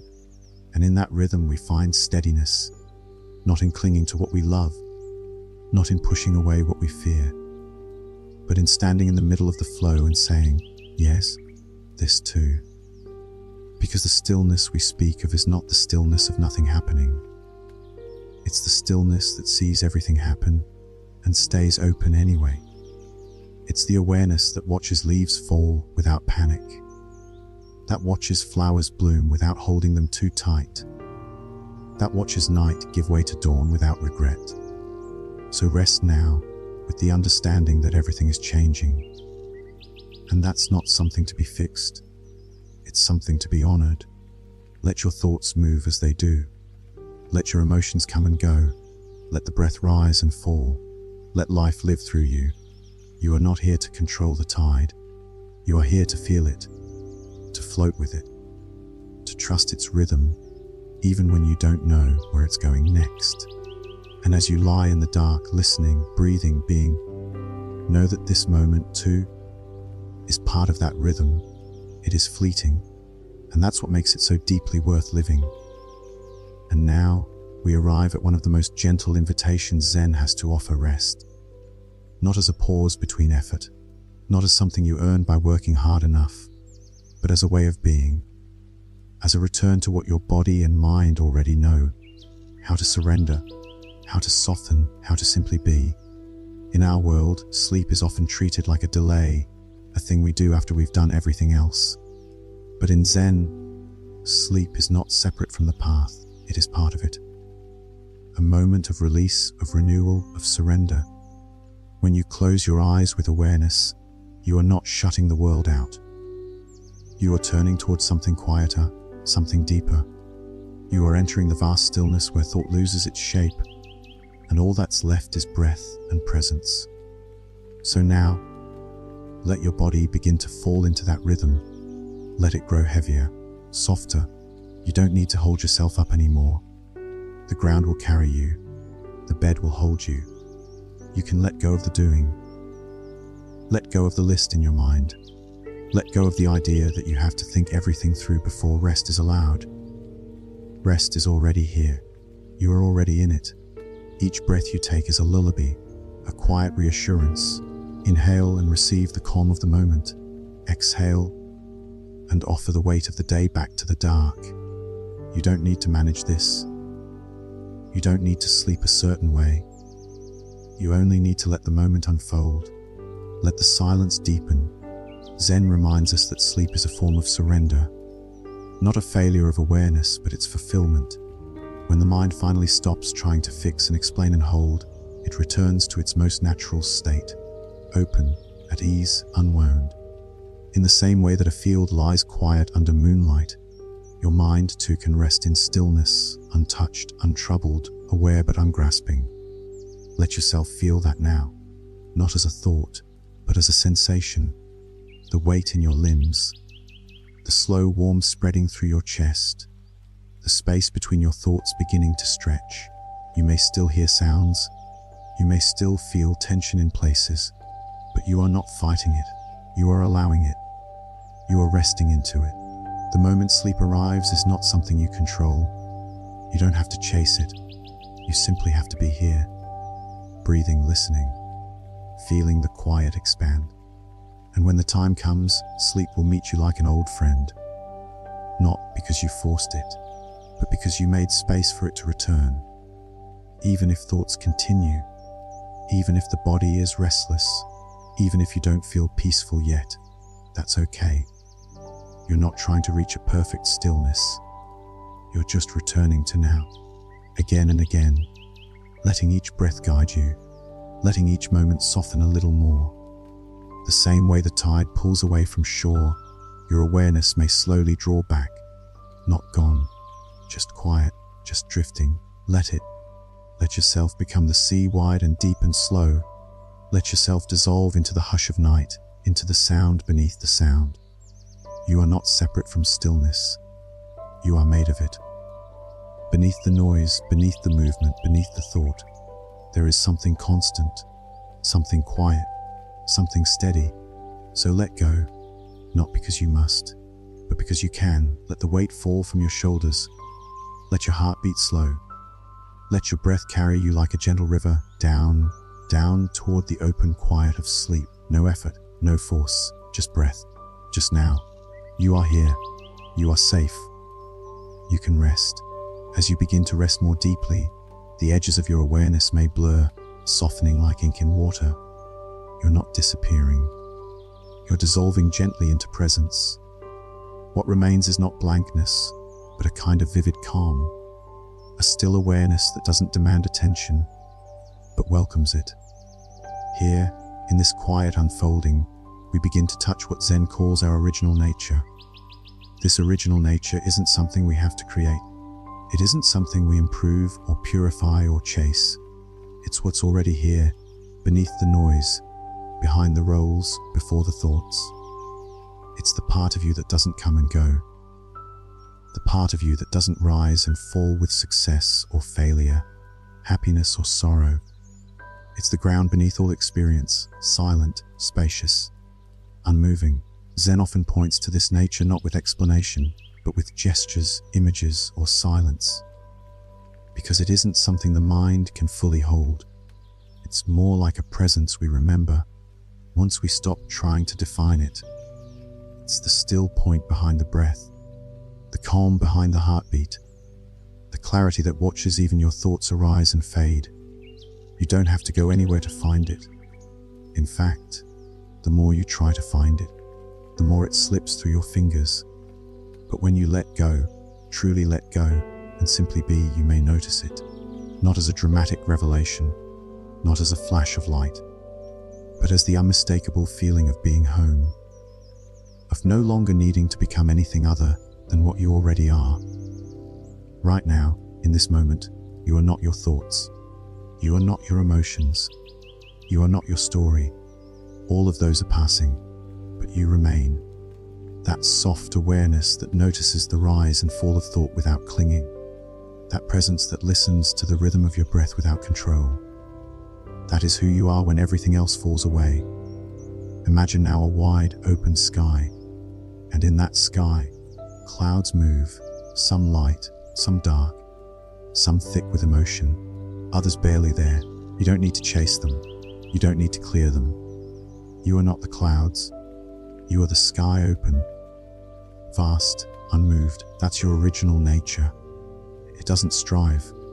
It doesn't need to fix or prove or reach. It simply holds. It simply sees. And when you rest into that space, you don't disappear. You return to a kind of quiet power that isn't about control. It's about presence. This doesn't mean you never feel pain or confusion or longing again. It means you don't have to identify with them. You can feel fully without becoming the feeling. You can think freely without becoming the thought. You can live deeply without being trapped in the surface. And as you breathe now, as you rest more deeply into stillness, you might feel that quiet presence growing more familiar. Not because it's arriving, but because you're no longer looking away from it. It's always been here. It was here before the restlessness. It will be here after the sleep. It is here now, holding everything in calm, compassionate awareness. Let yourself rest there.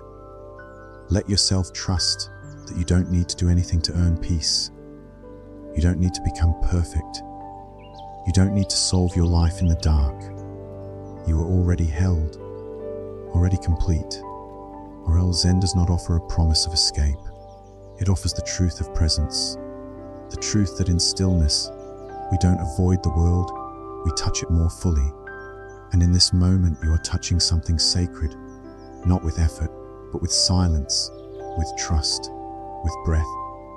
Let that be enough. Let that be everything. There's something profound that begins to happen when we truly rest in our original nature. The world doesn't disappear, but our way of meeting it shifts. We no longer carry every moment like a burden. Instead, we move through life like wind through trees, present, soft, unresisting. This doesn't mean passivity. It means responsiveness without clinging, clarity without force, a kind of loving awareness that touches everything it meets without needing to possess it. As you listen now, your breath may feel more subtle, the body perhaps heavier, more rooted in the quiet. This is a natural unfolding. As layers of effort fall away, the essential self, the self that simply is, remains. And in this spacious awareness, everything finds its place. The joys and the aches, the clear and the clouded. Nothing needs to be pushed aside. Everything is included in this stillness. Zen reminds us that wholeness is not about having no cracks. It's about seeing that the cracks themselves let in the light. You do not need to be unbroken to be complete.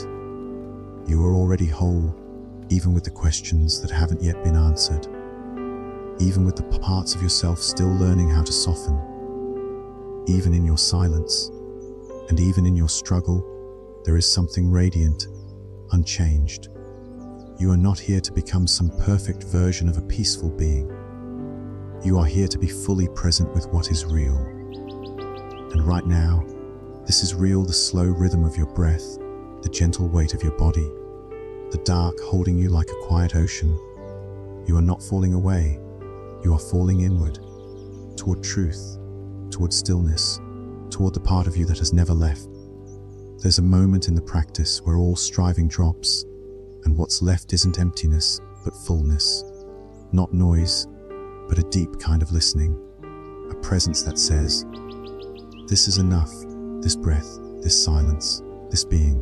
And in that fullness, life becomes softer, not easier always, but clearer, because now you meet it not with armor, but with openness. You don't need to chase meaning in every corner. You begin to see that meaning lives in the act of being here now, fully, honestly, without needing to change what's already sacred. As you rest here, you might imagine yourself as a mountain, unmoving, still. Clouds pass, winds blow, rain falls, and still you remain.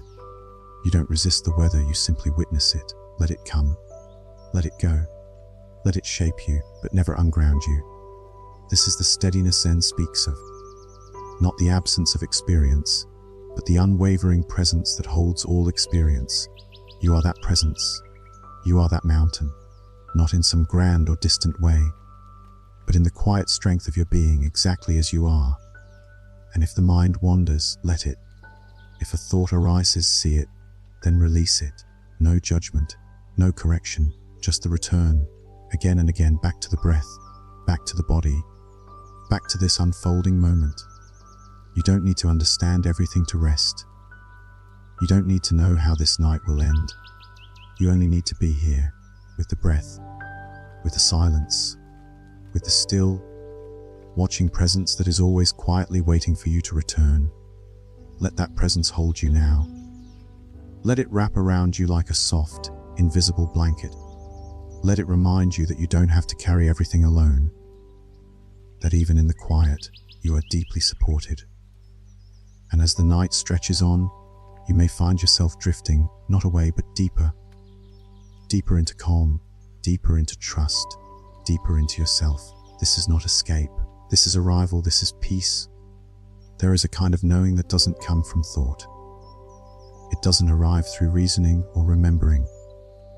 It comes through direct contact, through stillness, through simply being with what is. This knowing can't be put into words, and yet when we touch it, we feel its truth in every part of us. It's the knowing of the heart, the knowing of presence. Zen calls it direct experience. You may notice it now, not as a flash of insight, but as a quiet recognition, a sense that you don't have to search so far outside yourself for clarity, that what you've been seeking might already be here, not because you found it, but because you stopped looking everywhere else, because you came home to the one place that's never left this moment. To experience directly is to meet life without filters, without layering it with judgment or comparison or analysis. Just this breath, just this sensation, just this quiet. You don't need to name it. You don't need to hold on to it. You only need to notice. And in that noticing, you become part of it. Not a thinker of the moment, but a participant in it. The wind moves through trees. The moon casts its glow. Your chest rises and then falls, all of it simply happening. And when the mind is quiet, we see that we are not separate from any of it. We are the breath. We are the movement. We are the stillness that watches and the life that unfolds. There's no need to explain this, no need to define it. In fact, the more you try to understand it with the mind, the further it seems to slip away. But when you rest, when you listen, when you breathe, it's suddenly clear, not in words, in presence. And this presence changes how we live. It softens how we meet others. It brings tenderness to how we meet ourselves. You begin to notice when the mind tightens, when the body braces, and instead of reacting, you pause, you breathe, you return. Return to what? Not to an I method, but to what is here now, to the color of the sky, the feel of fabric on your skin, the H in your chest, the breath in your nose, all of it valid, all of it welcome. This is what Zen teaches us, that the sacred is not hidden in distant places.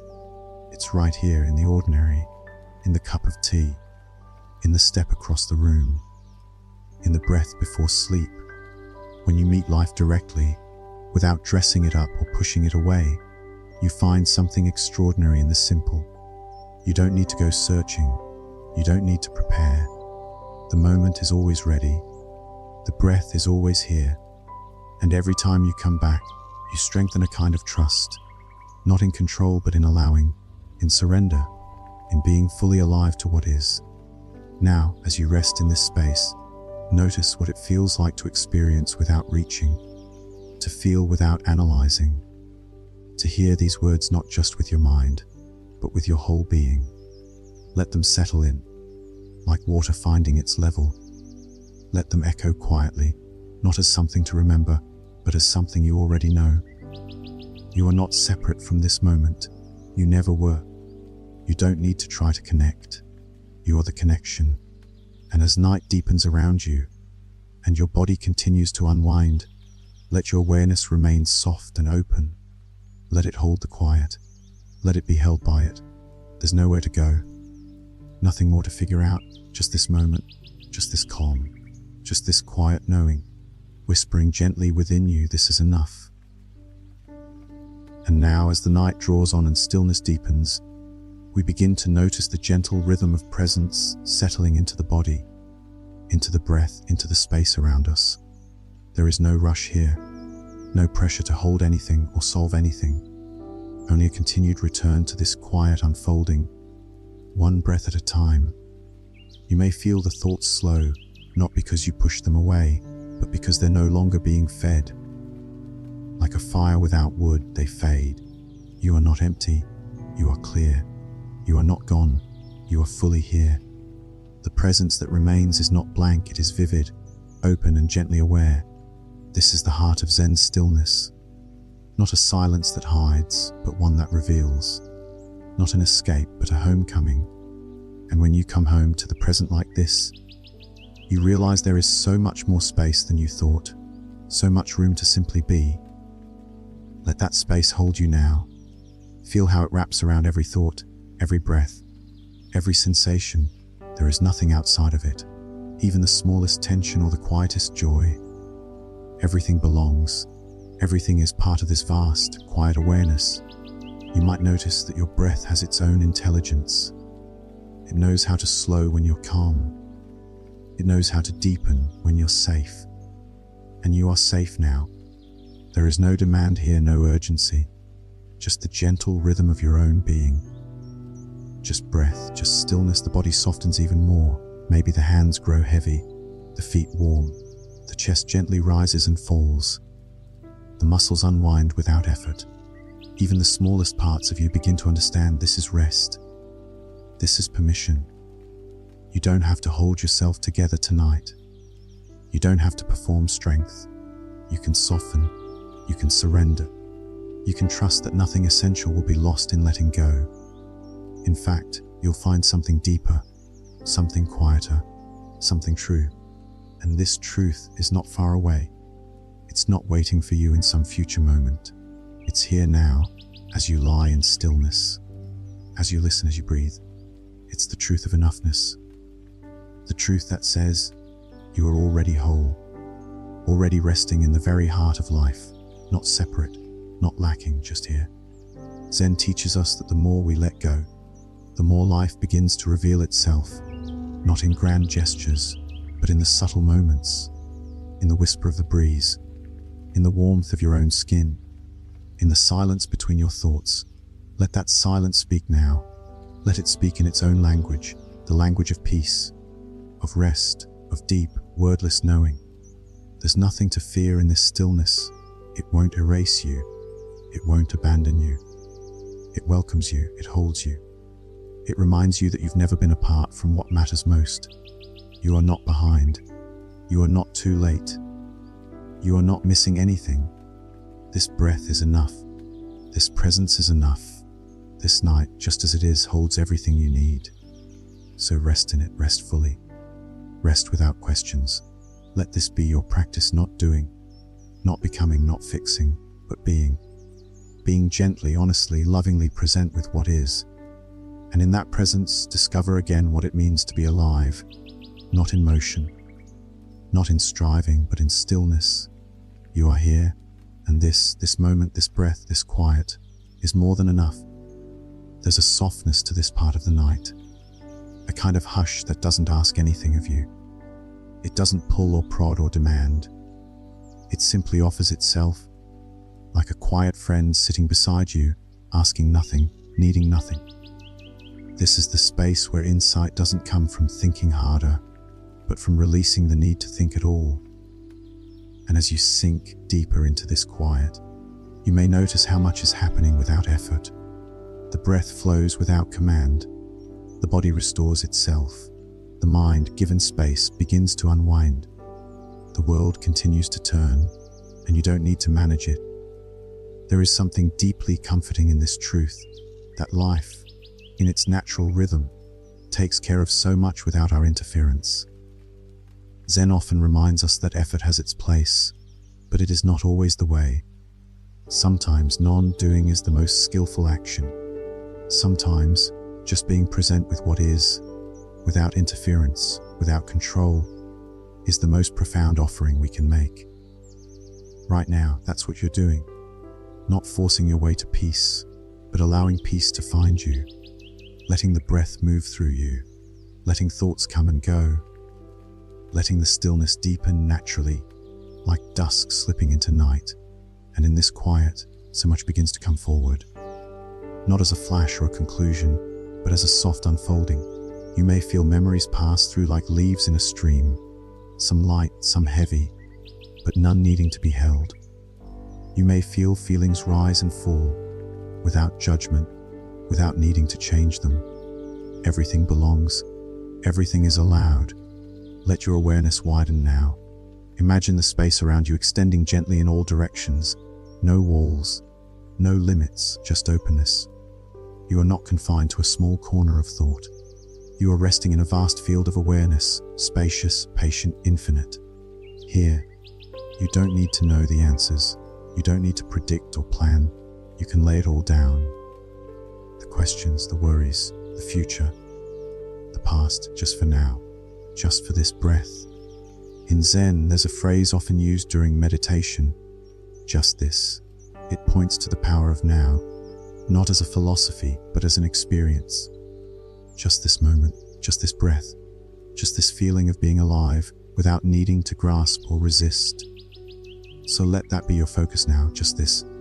Not the next breath, not the last thought, not the shape of sleep or the dream to come. Only now, only this, and with each passing moment, notice how this stillness holds you more fully. Not because you forced yourself into it, but because you gave it space to arrive. You welcomed it in.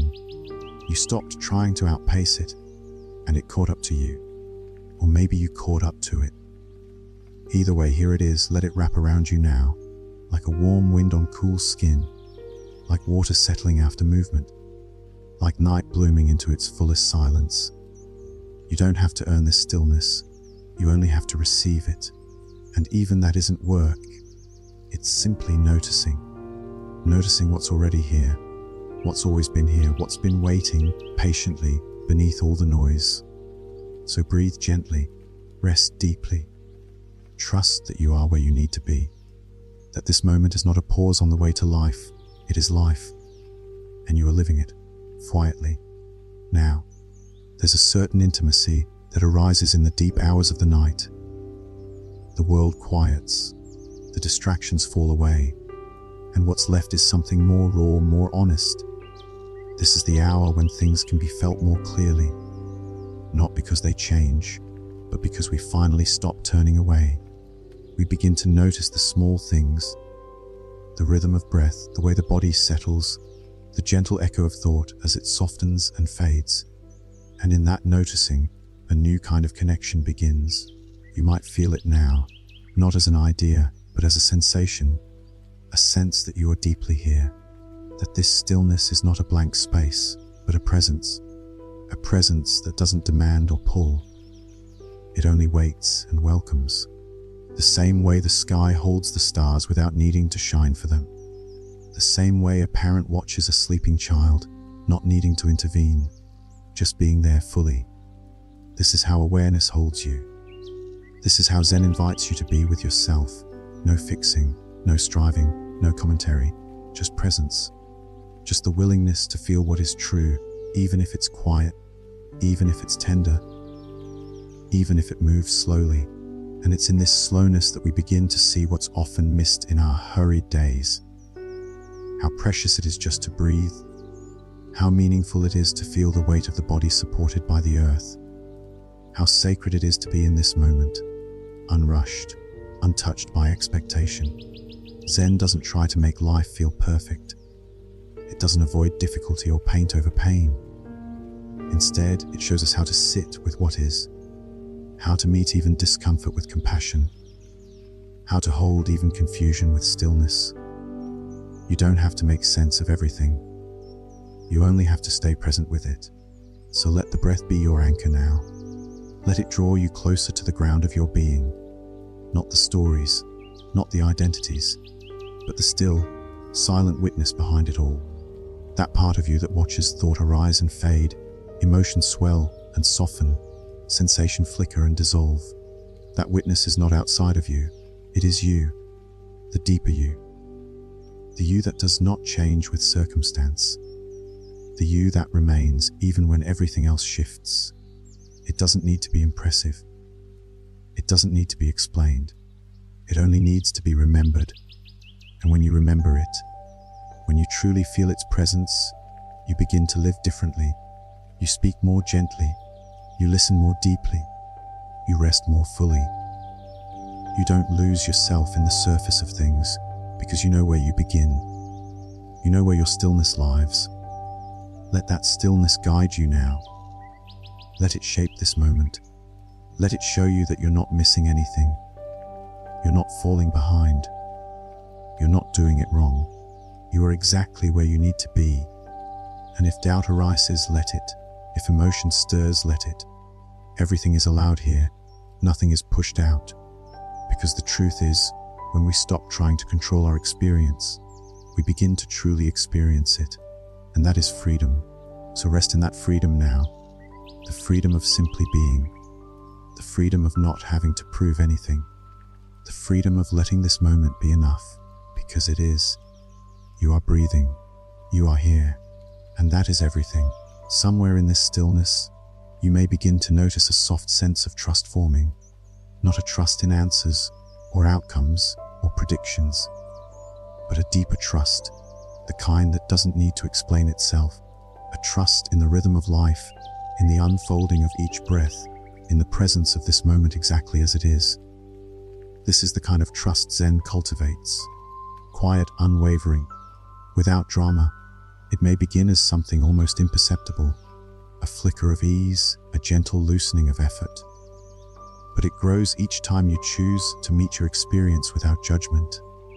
Each time you turn towards stillness instead of away from it. Each time you allow yourself to rest, not because you're exhausted, but because rest is sacred. In this space, trust becomes less about believing and more about being. You begin to trust that this breath will come, and so will the next. You trust that the heart will beat, the body will soften, and the silence will hold you. You don't have to understand it to know it's true. You only need to feel it, and you can feel it now. The steadiness of your breath, the softness of your jaw, the slow rhythm of the night unfolding around you. You are part of it, not separate, held by it, not apart from it. And in that holding, something ancient within you recognizes home. There's nothing to perform here, no ideal self to become, no experience to achieve, only this moment, this breath, this awareness that sees without grasping, that welcomes without fixing, that rests without needing to be anything else. And in this rest, the tension that's been hiding in the edges of your body may finally begin to let go. Maybe it was in your shoulders, or in the way you held your breath.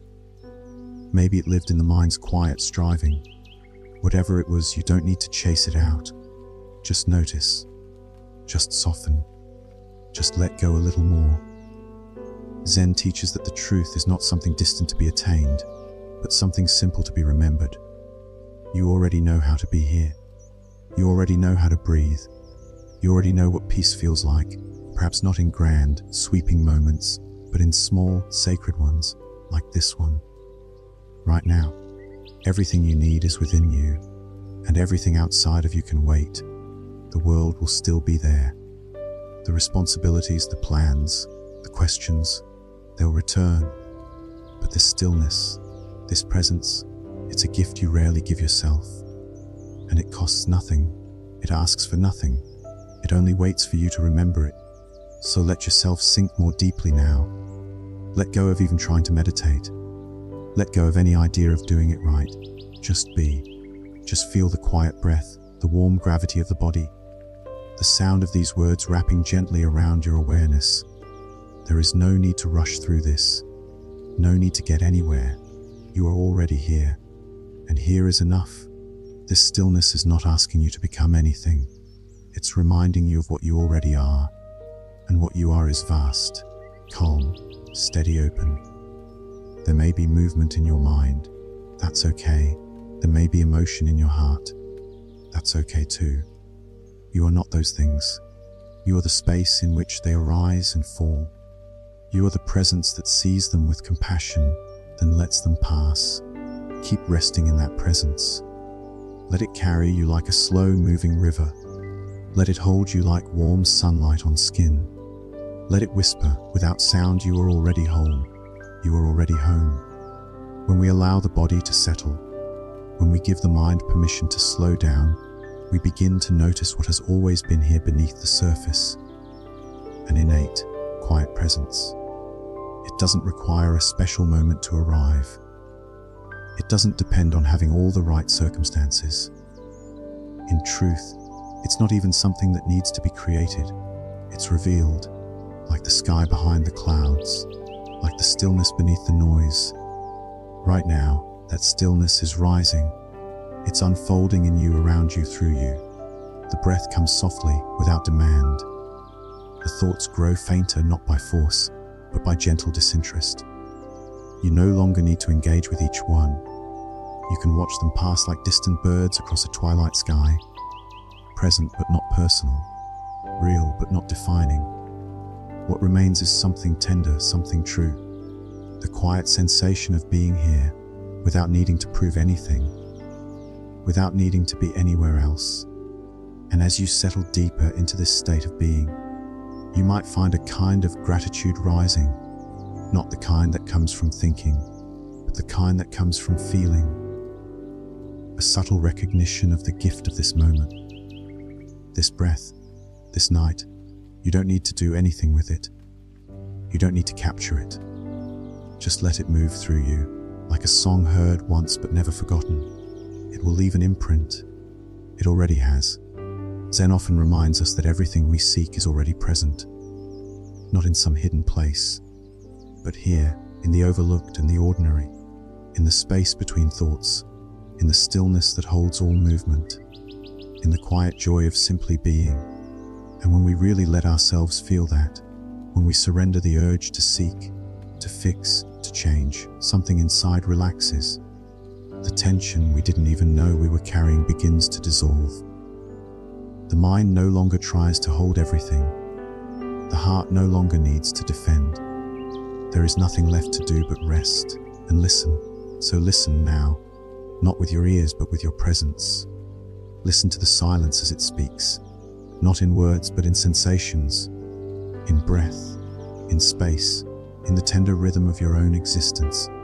You may notice a soft pulsing of life just beneath the surface, the beat of your heart, the whisper of the air around you, the warmth at the center of your chest.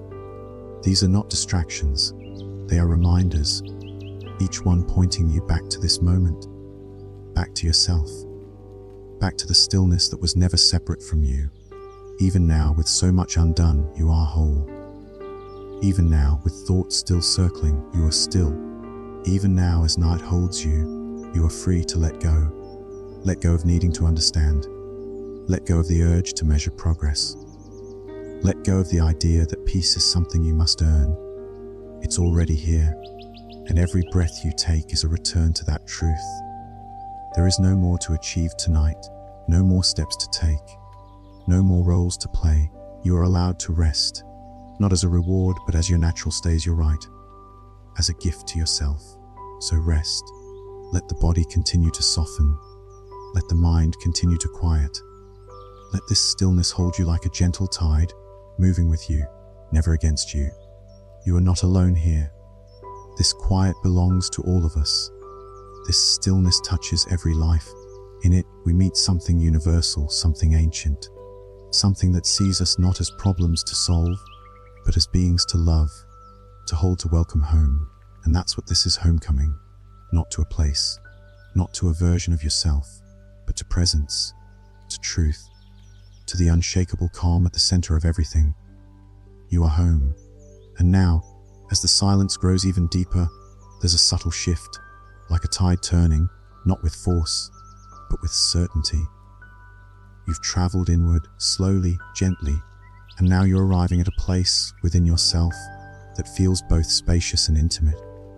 It's not a place of answers, not a place of declarations. It's a place of being, of knowing without words. In this quiet, you might sense how much of life is layered with sound, motion, urgency. Yet none of that reaches here. Not in this space. This is the breath beneath the noise, the pause between one thought and the next, the openness behind every experience.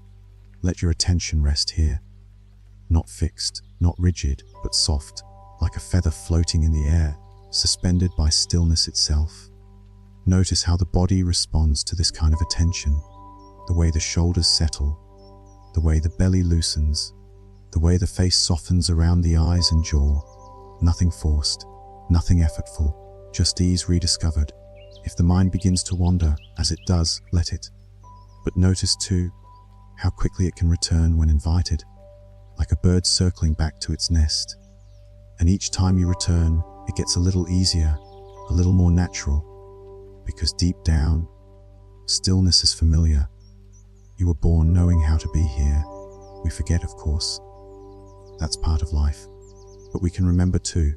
And tonight, right now, you are remembering, not by thinking, not by trying, but by letting go of everything that isn't this moment.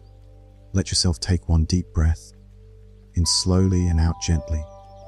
Feel how even one breath like this changes something, not in a dramatic way, but in a subtle, nourishing way, like warm light entering a quiet room, like a single note of music echoing in a wide, empty hall.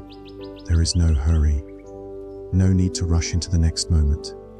The one you're in now is complete. You don't have to add anything to it. You don't have to shape it. It's already enough, and so are you. Sometimes we carry the sense that we must do more, be more, accomplish more to be at peace. But the truth, as Zen whispers again and again, is that peace begins when the striving ends. Not because we've finished everything, but because we've seen through the illusion that we must earn our right to rest. You have that right now, to rest, to release, to exist without performance or expectation. And in that resting, something beautiful happens. We begin to feel the world differently. We hear the silence not as emptiness, but as fullness. We feel the body not as a burden, but as a home. We recognize the breath not as something automatic, but as something sacred. Let that sense of sacredness settle into you now. Not as a lofty idea, but as a quiet truth. Every part of your body, breath, thought, feeling, belongs in this stillness. You don't need to push anything away. You don't need to invite anything in. Just be with what's here. And if what's here is quiet, let it stay quiet. If it's sadness, let it be held. If it's comfort, let it wrap around you. This is your space, your moment, your sanctuary. Let the silence deepen. Let your breath guide you. Let this night be a place of return, not to anything outside, but to the truest part of yourself, the part that knows how to be still, how to listen, how to love, without needing words. You are resting now, not just in body, but in spirit. And that rest is not passive, it's vibrant, it's whole. Stay with it. You are safe.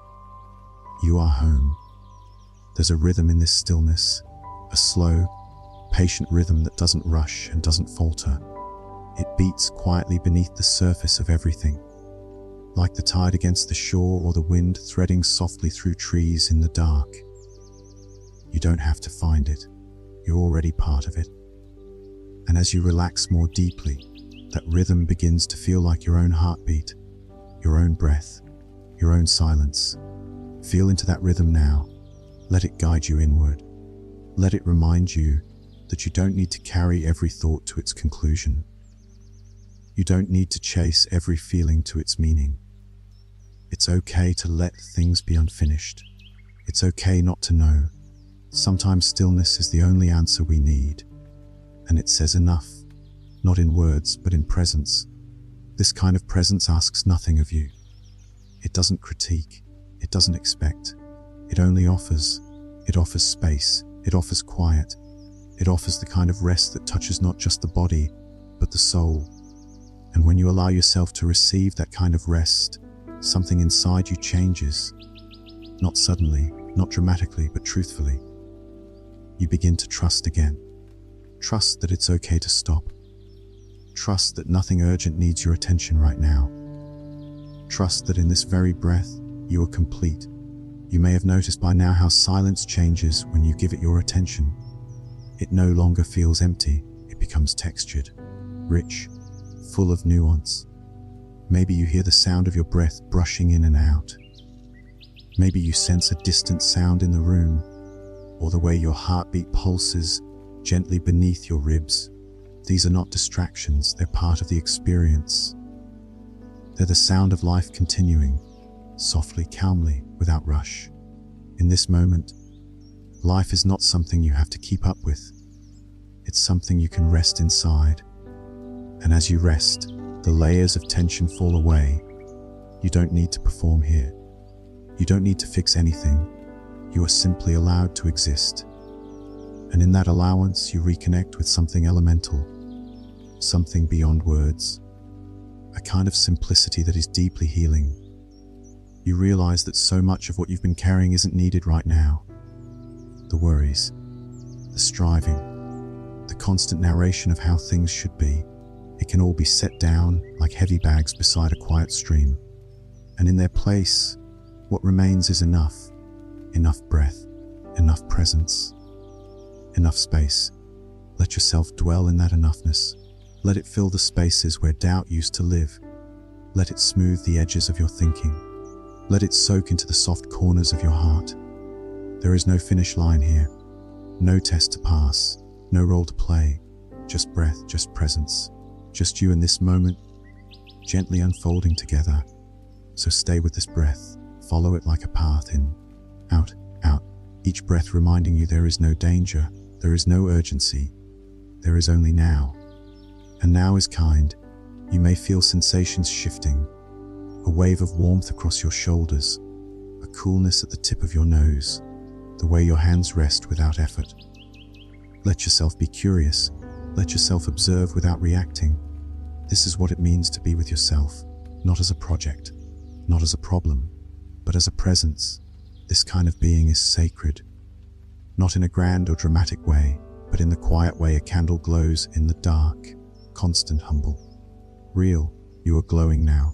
You may not feel it, but your presence here, your attention, your willingness to simply be, that is light in the dark. That is the stillness the world forgets, but so desperately needs. And you are here, still, listening, breathing, resting, and it is enough. As you continue to rest in this soft stillness, notice how even the simplest sensations become meaningful. The cool air meeting your skin, the rise and fall of your breath, the weight of your body gently supported by the earth beneath you. These small moments, these quiet details, are not insignificant. They are the texture of life itself. And they speak to you, not with language, but with presence. There's no need to reach forward. No need to hold on to anything behind you. This moment asks nothing more of you than to be here with it, to let it unfold without interruption, to allow it to be just as it is. And that's a radical kind of peace, isn't it? One that doesn't require effort, or improvement, or control. A peace that meets you exactly where you are, without conditions. Breathe in again, slowly. Feel how that breath enters without demand, how it offers itself freely. Then feel it release, smooth, easy, unhurried. Each breath like a wave, washing softly over the mind, clearing space, making room. Sometimes in these quiet places, we notice emotions rising to the surface. Maybe old ones we hadn't realized were still lingering. Maybe something subtle, a kind of longing or a gentle ache. If anything arises, let it be felt, without resistance. Emotions are like clouds drifting across the sky. They don't define us through it. And you are the sky, vast, open, holding everything with quiet compassion. There's a deep intelligence in this way of being, an ancient wisdom that doesn't need to speak to be understood. It's the wisdom of the body when it's allowed to rest, the wisdom of the breath when it's allowed to move freely, the wisdom of silence when it's truly heard. That silence is here now, wrapping around you like a soft blanket.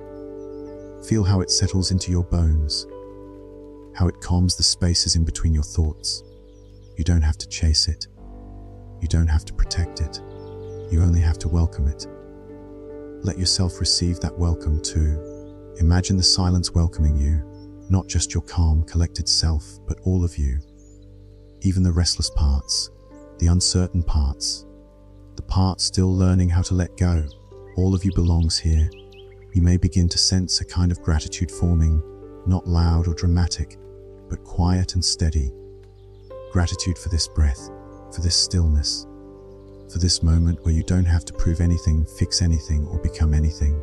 Just this, just now, just you. And if your mind drifts again, gently guide it back, not with judgment but with care, like taking a child's hand and returning to the path. The path is always here, always waiting, always ready to carry you back to presence. This presence is not something you find, it's something you uncover. It was never lost, just layered beneath the noise, beneath the doing, beneath the thinking. And as you peel those layers away, slowly, gently, you arrive again at what's most true, that you are already enough, that this moment is already whole. That rest is not a pause from life, it is life, seen clearly, held fully, honored completely. So let this be your practice tonight. Not a practice of trying or reaching or correcting, but a practice of being. A practice of trusting this breath, this body, this awareness. A practice of remembering what it feels like to be here, truly here. And in being here, you may feel something shift, a lightness, a sense of spaciousness, a quiet kind of joy, not loud, not urgent, but real. It flows through you now like a calm stream under moonlight. Steady, reflective, alive. Stay with it, let it carry you, let it hold you. You are not alone in this silence. You are not forgotten. You are here, and you are enough. You've come a long way on this quiet journey. And now the night feels deeper, more intimate, as though it too is listening with you. The world around you has grown hushed, the edges of thought softened, and your breath continues to move like a tide, steady, sure, and gentle. This is a space where nothing needs to be solved, where everything is simply allowed to be. And that's a gift we so rarely give ourselves, to exist without needing to explain. In Zen, there is often the suggestion that the greatest truths cannot be spoken. They must be felt, lived, experienced in the quiet spaces between words. You're in one of those spaces now. You're living that truth, not as a lesson in a book, but as a reality that breathes through you. No analysis needed, no effort, just presence. And that presence is the doorway to clarity. Not the kind of clarity that demands certainty, but the kind that gently wipes away the fog of overthinking. It reveals things just as they are, not dressed up, not reduced, simply seen. The way a stone sits in a stream, neither resisting the current nor clinging to stillness, but allowing both to shape it over time. Let yourself be shaped by this stillness. Let it carve out space inside you, space for quiet joys, for long forgotten ease, for simple being. Each moment you spend in this awareness becomes a small stone of peace inside you.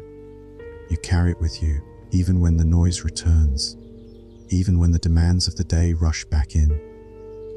Because once you've touched this kind of stillness, it never quite leaves. It stays with you in subtle ways, in the way you listen, in the way you move, in the way you breathe through a tense moment. You become, in time, a carrier of quiet, not because you force it, but because you've learned how to receive it. And receiving is part of the practice.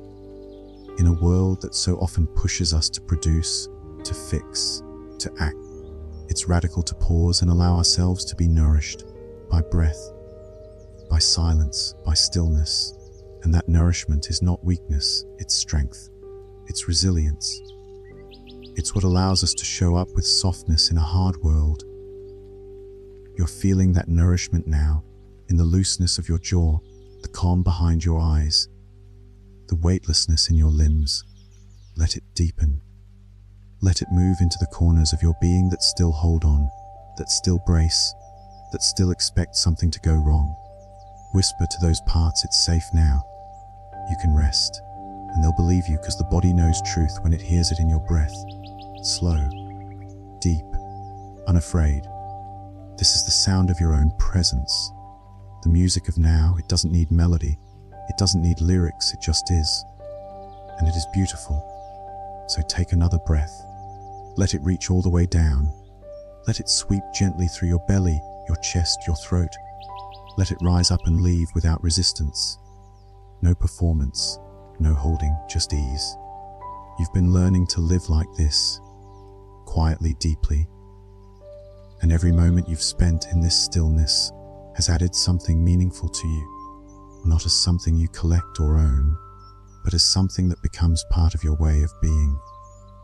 There is no rush to integrate it, no pressure to make it stick. Stillness has a way of returning when it's needed most, often when you least expect it, in a quiet pause before speaking, in a silent morning moment before the day begins, in the way your breath gently settles at the end of the night. Trust that. Trust that you'll remember what you've touched here, not with your mind, but with your whole self. You are not the same as when you began. Not because you've changed into something new, but because you've returned to something old, something true, something always inside you. This stillness is not separate from life. It is life, seen clearly. And so here you are, deeper into the night, deeper into stillness, and perhaps even deeper into yourself. The air around you feels quieter now, not just from the absence of sound, but because of something more profound. The quiet that comes when the heart no longer needs to defend itself, when the mind no longer needs to chase. There's a softness to everything, a grace, a simplicity. Notice how that simplicity feels. It's not empty, it's not boring, it's actually rich, like the space between two notes in a beautiful song. It holds potential, it holds peace, and it holds you, fully, gently as you are. The thoughts may still come and go, like clouds across the face of the moon. That's okay. They don't need to disappear. Stillness doesn't mean nothing moves. It means you're no longer tangled in the movement. You're watching, not clinging. You're resting, not reacting. And that rest is powerful. It doesn't fix the world outside you. It doesn't erase difficulty. But it changes your relationship to it. It reminds you that you don't have to carry every burden alone. You don't have to hold it all so tightly. You can loosen your grip. You can release. Release the need to be productive. Release the urge to measure your worth. Release the stories that say you must do more, be more, prove more. Just for now, you are a breath. You are a heartbeat. You are a moment unfolding, and that is enough. Let this realization sink into your bones. Let it ripple gently through your body. Feel how your shoulders respond, softening without needing to be told. Feel how your breath settles into a rhythm that feels like home. This is what it means to come home to yourself, to sit quietly in your own presence and feel safe. Feel welcome, feel whole. Wholeness doesn't require perfection. It doesn't ask you to be anything other than what you are right now. It's the recognition that every part of you belongs, even the restless parts, even the wary ones. Let them be here too. Let them rest with you. There is a kind of healing that happens when we stop trying to force healing, when we allow the body to breathe, the mind to quiet, and the heart to feel without fear. This healing doesn't shout, it whispers. It doesn't demand, it invites, and it's happening now, slowly, quietly, like roots growing beneath the soil. You may not see the change in this moment, but you will feel it. In the gentler way you speak to yourself tomorrow, in the slower pace of your morning, in the way your breath finds you again during a stressful moment. Stillness teaches us not by explaining, but by being, and by being with it. We remember how to be with ourselves. You are remembering that now, so breathe again, slowly, deeply. Let that breath carry your awareness down into your chest, your belly, your legs, your feet. Let it remind you that you live here, in this moment, and this body is wise. This moment is sacred, even in its quietness, even in its simplicity. It holds everything you need. And so you stay, not because you have to, but because something inside you recognizes the truth of this space. Something deep within you is saying yes, yes to peace, yes to softness, yes to rest. Let that yes echo through you. Let it ring out like a bell struck gently in the dark. Let it guide you deeper, not away from life, but into its heart, into the gentle, silent truth that you are already whole, and that truth is with you now. Now, as you rest in this deep quiet, consider the gentle unfolding of time, how moments flow seamlessly into one another like water tracing a riverbed. Each breath you take is a wave, arriving and departing without resistance.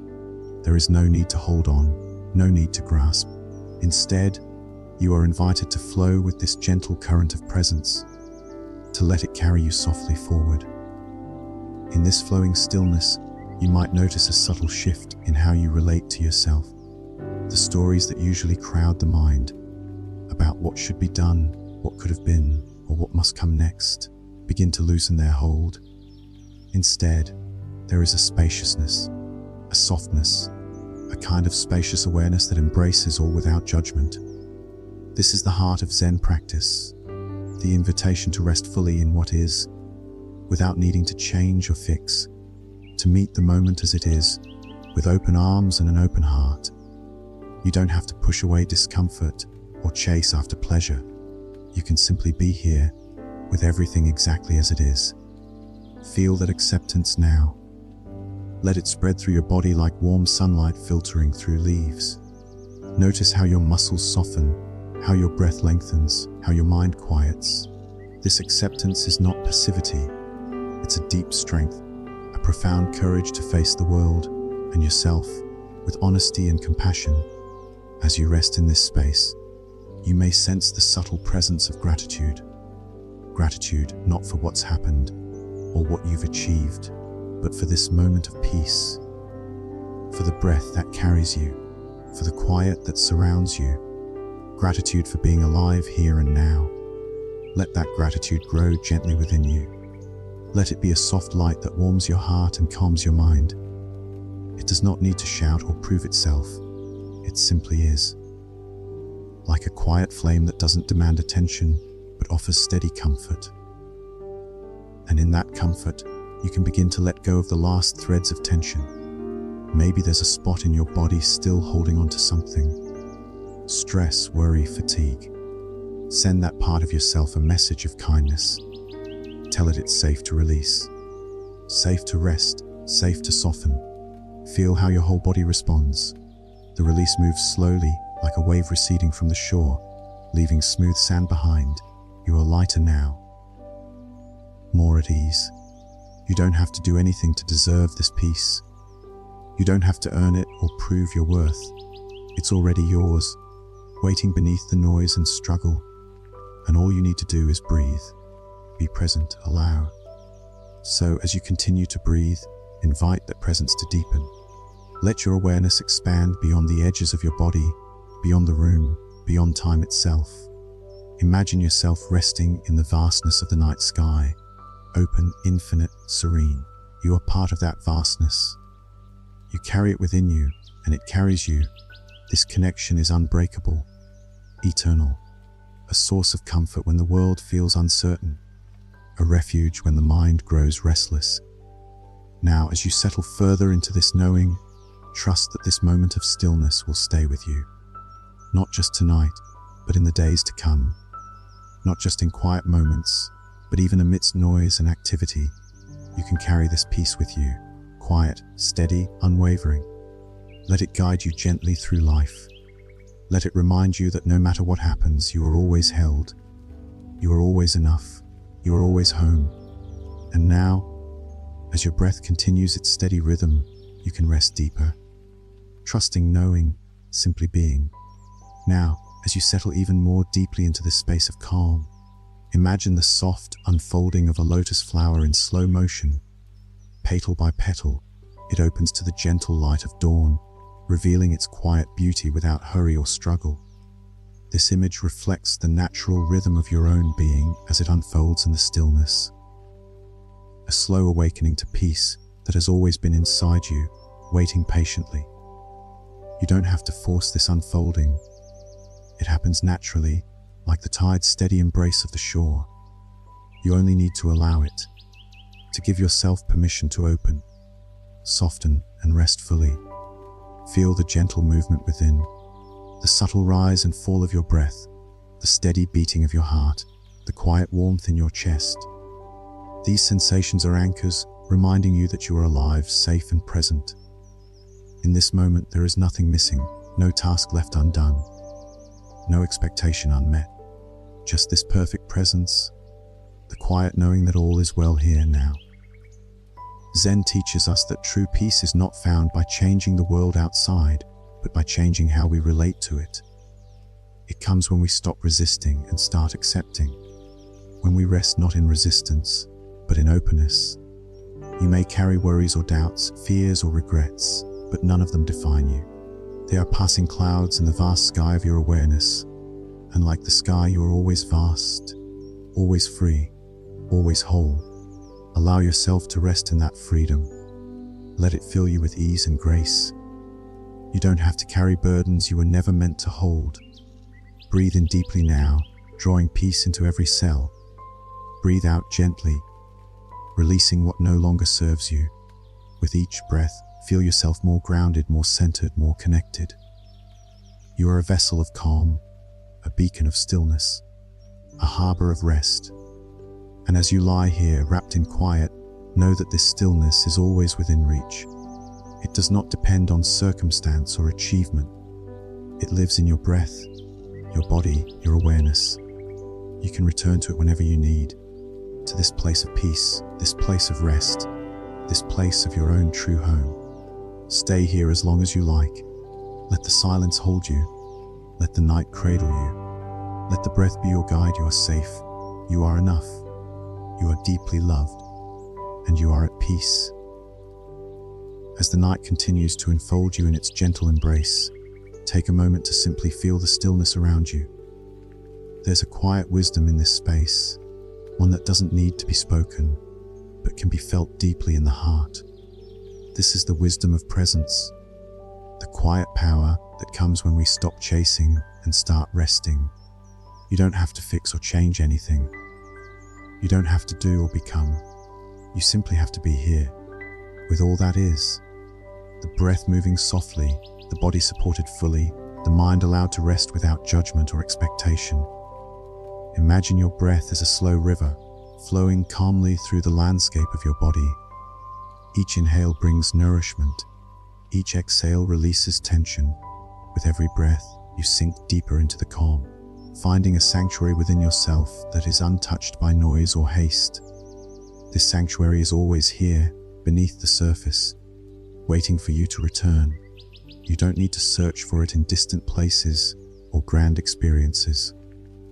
It lives quietly inside you, in the space between thoughts, in the pause between breaths, in the gentle stillness of your being.